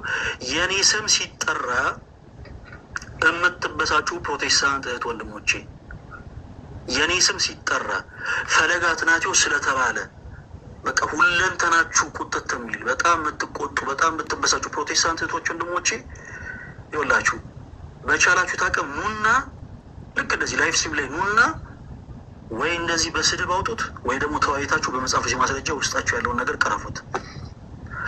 ማንም ሰው ምንም ነገር ስላለ ክርስቲያኖቶች ወንድሞች ፕሊስ እንዳትበሳጩ። ስራ ላይ ስለሆነ እንዴት ነው ዱላ የሚበዛበት ሌባ አይታችሁ ታውቃላችሁ? ማይቀባጥረው ነገር የለም። እኛ ሁላችንም አገልግሎት ከጀመርን ጊዜ ጀምሮ የምንቀጠቅጠው የአንድ ዘንዶ ራስ ነው ወዳጄ። ዘንዶ አፉን ካልከፈተ ማን ይከፍታል? ኦኬ፣ እንዲህ አይነት ነገር በፍጹም አይበግረንም። ዱላ የበዛበት ሌባ የሰረቀውንም ያልሰረቀውንም እንደሚያወራው ሁሉ ዱላ የበዛበትም ዘንዶ በክርስቶስ ቃል እየተቀጠቀጠ ያለውም ደግሞ አውሪ በዚህ ልክ አፉን ይከፍታል። ስራ ላይ ነን። ክርስቲያን የሆናችሁ እህቶች ወንድሞች ደስ ሊላችሁ ይገባል። እዚህ ውስጥ የትኛውም ፕሮቴስታንት መጥቶ እንዳይወያይ የሚፈልጉት በእያንዳንዱ የፕሮቴስታንት አይምሮ ላይ ጥያቄ ምልክት ስለፈጠረን ነው። አይምሰላችሁ። የዛሬ 4 ዓመት በፊት ልሳን ራባ ጃራባባ ሀርጋዱላ ሼቤሬቤቤ ሲባል አሜን ይል የነበረን ፕሮቴስታንት ልሳን አልቀበልም የሚል ትውልድ እንዲፈጠር አድርገናል። በዚህች 4 ዓመት ውስጥ ቲክቶክ ፕላትፎርም ላይ ሰዎች በማመናቸው ብቻ የዘላለም ሕይወትን ያገኛሉ የሚል ሰው ሰራሽ የሆነን ትምህርት ይቀበል የነበረን ፕሮቴስታንት በአጠቃላይ በአይምሮ ላይ ጥያቄ ምልክትን ፈጥረን የለም ሰዎች በማመናቸው ብቻ የዘላለም ሕይወትን አያገኙም የሚል ፕሮቴስታንትን ፈጥረናል እያልኳችሁ እኮ ነው። ይሄ ስራ ይሄ ከዚህ በላይ ስራ የለም። ወደዳችሁም ጠላችሁም ስራ ላይ ነን። እሺ አሁን በዚህ ልክ ዲስማች የከፉ ንግግሮችን የተናገራችሁ ሰዎች የሚበግረን ይመስላችኋል? እንደዚህ አይነት ንግግር የሚበግረን ይመስላችኋል? እዚህ ጋር ገብታችሁ ለምሳሌ ጸያፍ ንግግርን፣ ጸያፍ ስድቦችን የተሰደባችሁ ሰዎች እናንተ ስለተሰደባችሁ ፕሮቴስታንት የሆኑ እህት ወንድሞቻችንን የምንዘልፍ የምንስደብ ይመስላችኋል? በፍጹም በፍጹም። እኛ የገባን እውነት ነው። እኛ የያዝነው የክርስቶስ ኢየሱስን ወንጌል ነው። ለሽንገላ ቃል አይደለም። ያው እግዚአብሔር ምስክር፣ የፕሮቴስታንት እህቶች ወንድሞች እንወዳቸዋለን። ወንጌል ሰዎችን መብሸቂያ አይደለም። ወንጌል ሲገባ ይኸውልህ እንደዚህ ነው አክት የምታደርገው። ወንጌል ካልገባ ደግሞ ልክ ዘንዶ አፉን በክርስቶስ ላይ እንደሚከፍት በክርስቶስ ተከታዮች ላይ አፍህን ትከፍታለህ። በቃ ወንጌል ሰዎችን ማብሸቂያ አይደለም ጋይዝ። ወንጌል ሰዎችን የምናበሽቅበት፣ ወንጌል ሰዎችን የምናስከፋበት ቃል አይደለም። ወንጌል ሰዎችን ምን መልስበት የክርስቶስ ቃል ነው። ወንጌል ሰዎችን የምናንጽበት የክርስቶስ ቃል ነው እና ይሄንን ቃል ወደድክም ጠላም በደንብ አድርገን እንግታለን ሁልህም። እና ፕሊስ እባካችሁን ክርስቲያን የሆናችሁ ቶች ወንድሞች በፍጹም እንዳትበሳችሁ፣ በፍጹም። እኛ አንድ ፕሮቴስታንት አማት መጥቶ እዚህ ጋር ጸያፍ የሆኑ ንግግሮችን ስለተናገረ በዛ ፈንታ ጸያፍ የሆኑ ንግግሮችን ተናግረን እገሌ እንደዚህ ነው ምናምን ምናምን አንልም እንዴ። ይኸውላችሁ ዲስ ማች እኮ እኔን የምትጠሩ ከሆነ ህግ ያለበት ሀገር ላይ ነው እየኖረን ያለ ነው። ፈለገ እንደዚህ ሰው እንደዚህ የደበደበ ሰው ነው ምናምን አለ ፖሊስ ጣቢያ ሄዶ መክሰስ ነው እንዴ። በቃ እኮ ምንም እኮ እዚህ ጋር ያዙ ይልቀቁኝ አያስፈልግም። ግን ዲስ ማች እንደው ለእኔ ጥላቻ በኖራችሁ ጥሩ ነው። እሺ ወደዳችሁም ጠላችሁም ዛሬም የሀሰት ትምህርታችሁን እናወጣዋለን፣ ነገም የሀሰት ትምህርታችሁን እናወጣዋለን፣ ከነገም ወዲያ የሀሰት ትምህርታችሁን በደንብ አድርገን እናወጣዋለን። እንደዚህ አይነት ወንድሞቻችን ቢችሉ በመጽሐፍ ጊዜ ማስረጃ መጥተው ከኛ ጋር ቢሆኑ ደስ ይለናል። ለስሙ እናምናለን የሚሉት ክርስቶስን ነው። ለስሙ እንከተላለን የሚሉት ክርስቶስን ነው። ግብራቸው ግን የዲያብሎስ ነው። እኛም የምንለው ያንን ነው። ፕሮቴስታንት እህት ወንድሞቻችን በጨለማ ውስጥ ናቸው የምንለው ለዚህ ነው። ልባቸው ግን እውነተኛውን ጌታ ኢየሱስ ክርስቶስን ይሻል። ስለዚህ ልባቸው የሚሻውን እውነተኛውን ጌታ ኢየሱስ ክርስቶስን ግን እንዲያውቁት የሐሰት ትምህርቶቻቸውን በመጽሐፍ ቅዱስ ትምህርት እናወራለን። ወደድክም ጠላህም ፈለገ አትናቴዎስ አያውቁም። አርፈ ተቀመጥ ነው ያልከው። አይ ፕሮቴስታንቶች ወንድሞች፣ ለማንኛውም ፈለገ አትናቴዎስ አርፎ አይቀመጥም፣ አርፎ አይቀመጥም። የሐሰት ትምህርትን ያፈርስልሃል። ይሄ ሰው ሰራሽ ትምህርቶቻችሁን በአጠቃላይ ያፈርሰዋል። ፈለገ አትናቴዎስ ብቻ አይደለም፣ እያንዳንዱ ኦርቶዶክሳዊ ወጣት፣ እያንዳንዱ ኦርቶዶክስ ያመን የፕሮቴስታንቲዝምን ሰው ሰራሽ ትምህርት ለማፍረስ ያን ያክል ብዙ እውቀት የሚጠይቅበት ጉዳይ አይደለም። እግዚአብሔር የተመሰገነ ይሁን። ሶሻል ሚዲያው በጣም ብዙ ወጣቶችን ቤተክርስቲያናቸውን እንዲያውቁ አድርጓል። ቤተክርስቲያንን ሳያውቋት ወደ ፕሮቴስታንቲዝም ህይወት የወጡ ሰዎችን እንዲመለሱ አድርጓል። እኛ ዛሬም ድረስ ስራ ላይ ነን። ቲክቶክ ከጀመረን ቲክቶክ ፕላትፎርም ላይ ያለን ወንድሞች እንደው ከገፋ 4 ዓመት 5 ዓመት ያክል ነው የቆየ ነው። በእነዚህ ዓመታት ውስጥ ቀላል የሚባሉ ስራዎች አይደለም የተሰሩት ጋይስ። በቻርች ውስጥ ዝም ብሎ ሰው ዝም ብሎ ከሜት ገመረ ተነስቶ ሼቤሬ ቤቤቤ ራባ ጃራባ ባህርጋዱላ ሲባል አሜን ይል የነበረን ፕሮቴስታንት ነው ዛሬ እንዲህ የሚባል ልሳን የለም እንዲል ያደረገ ነው። እውነቴን እኮ ነው። ፕሮቴስታንት የሆኑ በጣም ብዙ ወጣት ወንድመቶቻችን በእነዚህ ነገር ታውረው ነበር። ግን ፕሮቴስታንቲዝም ውስጥ ተሐድሶ አስገብተናል። አያችሁ፣ በእያንዳንዱ የፕሮቴስታንት አዳራሽ ውስጥ እንዲህ አይነት ድራማን የሚጠላ ትውልድን ፈጥረናል። ድሮ ፕሮፌት ገሌ ይኸው ጨርቅ ሸጠ፣ ጨው ሸጠ፣ ውሃ ሸጠ ሲባል ተሻምቶ ይገዛ የነበረ ሃይላንድ ክዳን ላይ ማስቲካ ለጥፎ እየበጠበጠ በኢየሱስ ስም ውሃውን ወደ ወተት ቀየርኩት እያለ በሰው ህይወት ላይ ይቀልል የነበረን ሰው በአጠቃላይ ፕሮቴስታንት የሆኑ ሰዎች በአይነ ቁራኛ እንዲያዩት ያደረግነው እኛ ነን። ስራ ላይ ነን። እንዲህ አይነት ሰዎች የከፋን ቃል ሲናገሩ ክርስቲያኖቶች ወንድሞች እንዳትበሳችሁ፣ እግዚአብሔር እነርሱን የደማስቆ ምርኮኛ ያደርጋቸዋል። የደማስቆ ምርኮኛ። ጳውሎስ አሳዳጅ ነበረ። እሺ፣ የጌታ የኢየሱስ ክርስቶስ ተከታይ የሆኑትን ሰዎች በአጠቃላይ ያሳድድ ነበረ። ክርስቶስ ልቡን የነካው ሰዓት ግን ቅዱስ ጳውሎስ ብርሃን ዓለም ሆነ። በአንድ ቀን ስብከት 3000 ነፍሳትን አስጠመቀ። ዛሬ ፈለገ አትናቴዎስን ለዓይናችሁ የምትጠሉት ፕሮቴስታንቶች እመኑኝ፣ አንድ ቀን ታመሰግኑታላችሁ። በቻላችሁት አቅም እኛ የምናነሳቸውን ሀሳቦች በመጽሐፍ ቅዱስ ማስረጃ ብቻ ባካችሁ መልስ ስጡበት። እዚህ ላይ አትምጡ ፕሮቴስታንቶች ወንድሞቼ። በዚህ አጋጣሚ ለእናንተ በጣም ስለምወዳችሁ በጌታ ፍቅር በጣም ስለምወዳችሁ አንድ ፌቨር ብቻ ልጠይቃችሁ። አንድ ነገር ብቻ አርጉ። ምናልባት ልትናደዱ ትችላላችሁ፣ ምናልባት ልትበሳጩ ትችላላችሁ። እዚህ ላይ አትምጡ በጌታ በቃ ችግር የለም፣ አትምጡ። ላይቫችን ላይ አትምጡ፣ ገዝታ አትግቡ። እኛ ግን የምንጠይቃቸውን ጥያቄዎች ልክ እንደኛ ሆናችሁ ቸርቻችሁ ውስጥ ገብታችሁ ጠይቁ። የጸሎት ኮንፈረንስ፣ የአምልኮ ኮንፈረንስ እያለ ኪሳችሁን በደንብ አርጎ የሚያጥባችሁን አገልጋይ ስሊፒስ ለብሶ የሚቆመውን ሰው ቆም ብላችሁ ጠይቁት። ሰዎች በማመናቸው ብቻ የዘላለም ሕይወት ያገኛሉ የሚለውን ትምህርት እስኪ በመጽሐፎች ማስረጃ ያስረዳል። ወንጌል ልናደርስላቸው የሚገባን እነዚህ ኦርቶዶክስ የሆኑ ሰዎች በጥያቄ እያፋጠጡ ነው። ፕሊስ መልስ ስጠን ብላችሁ ጠይቁት። እናንተ እንድታዩት የምንፈልገው ነገር አለ። እኛን እርሱት፣ ፈለገን እርሱት፣ ልደትን እርሱት፣ ኢዮብን እርሱት፣ ጋዲሳን እርሱት፣ ወንድሞችን እርሷቸው። ስለ ራሳችሁ ብላችሁ በቃ ሄዳችሁ ፕሊስ በመጽሐፍ ቅዱስ ማስረጃ መልስ ስጡን ብላችሁ ጠይቁ። አንድም መልስ የሚሰጣችሁ ሰው የለም። የምንፈልገው እኛ እናንተን ማብሸቅ አይደለም። የእኛ ዓላማ እናንተን ማናደድ አይደለም። ወንጌል ሰዎችን የምናበሽቅበት ቃል አይደለም። ወንጌል ሰዎችን የምናበሳጭበት ቃል አይደለም። ወንጌል ሰዎችን የምንመልስበት፣ ወንጌል ሰዎችን የምናንጽበት የክርስቶስ ኢየሱስ ቃል ነው። ወደድክም ጠላም 4 ነጥብ። በወንጌል ስም በኢየሱስ ስም ሰዎችን ለማብሸቅ የተነሳለት አገልግሎት በዜሮ ይባዛል። እኛ ያ ፍላጎት የለንም። አንድ እውነት አለ። ፕሮቴስታንት ወንድሞቻችን ልባችሁ እውነተኛውን ጌታ ኢየሱስ ክርስቶስን እንደሚሻ እናምናለን። ክርስቶስን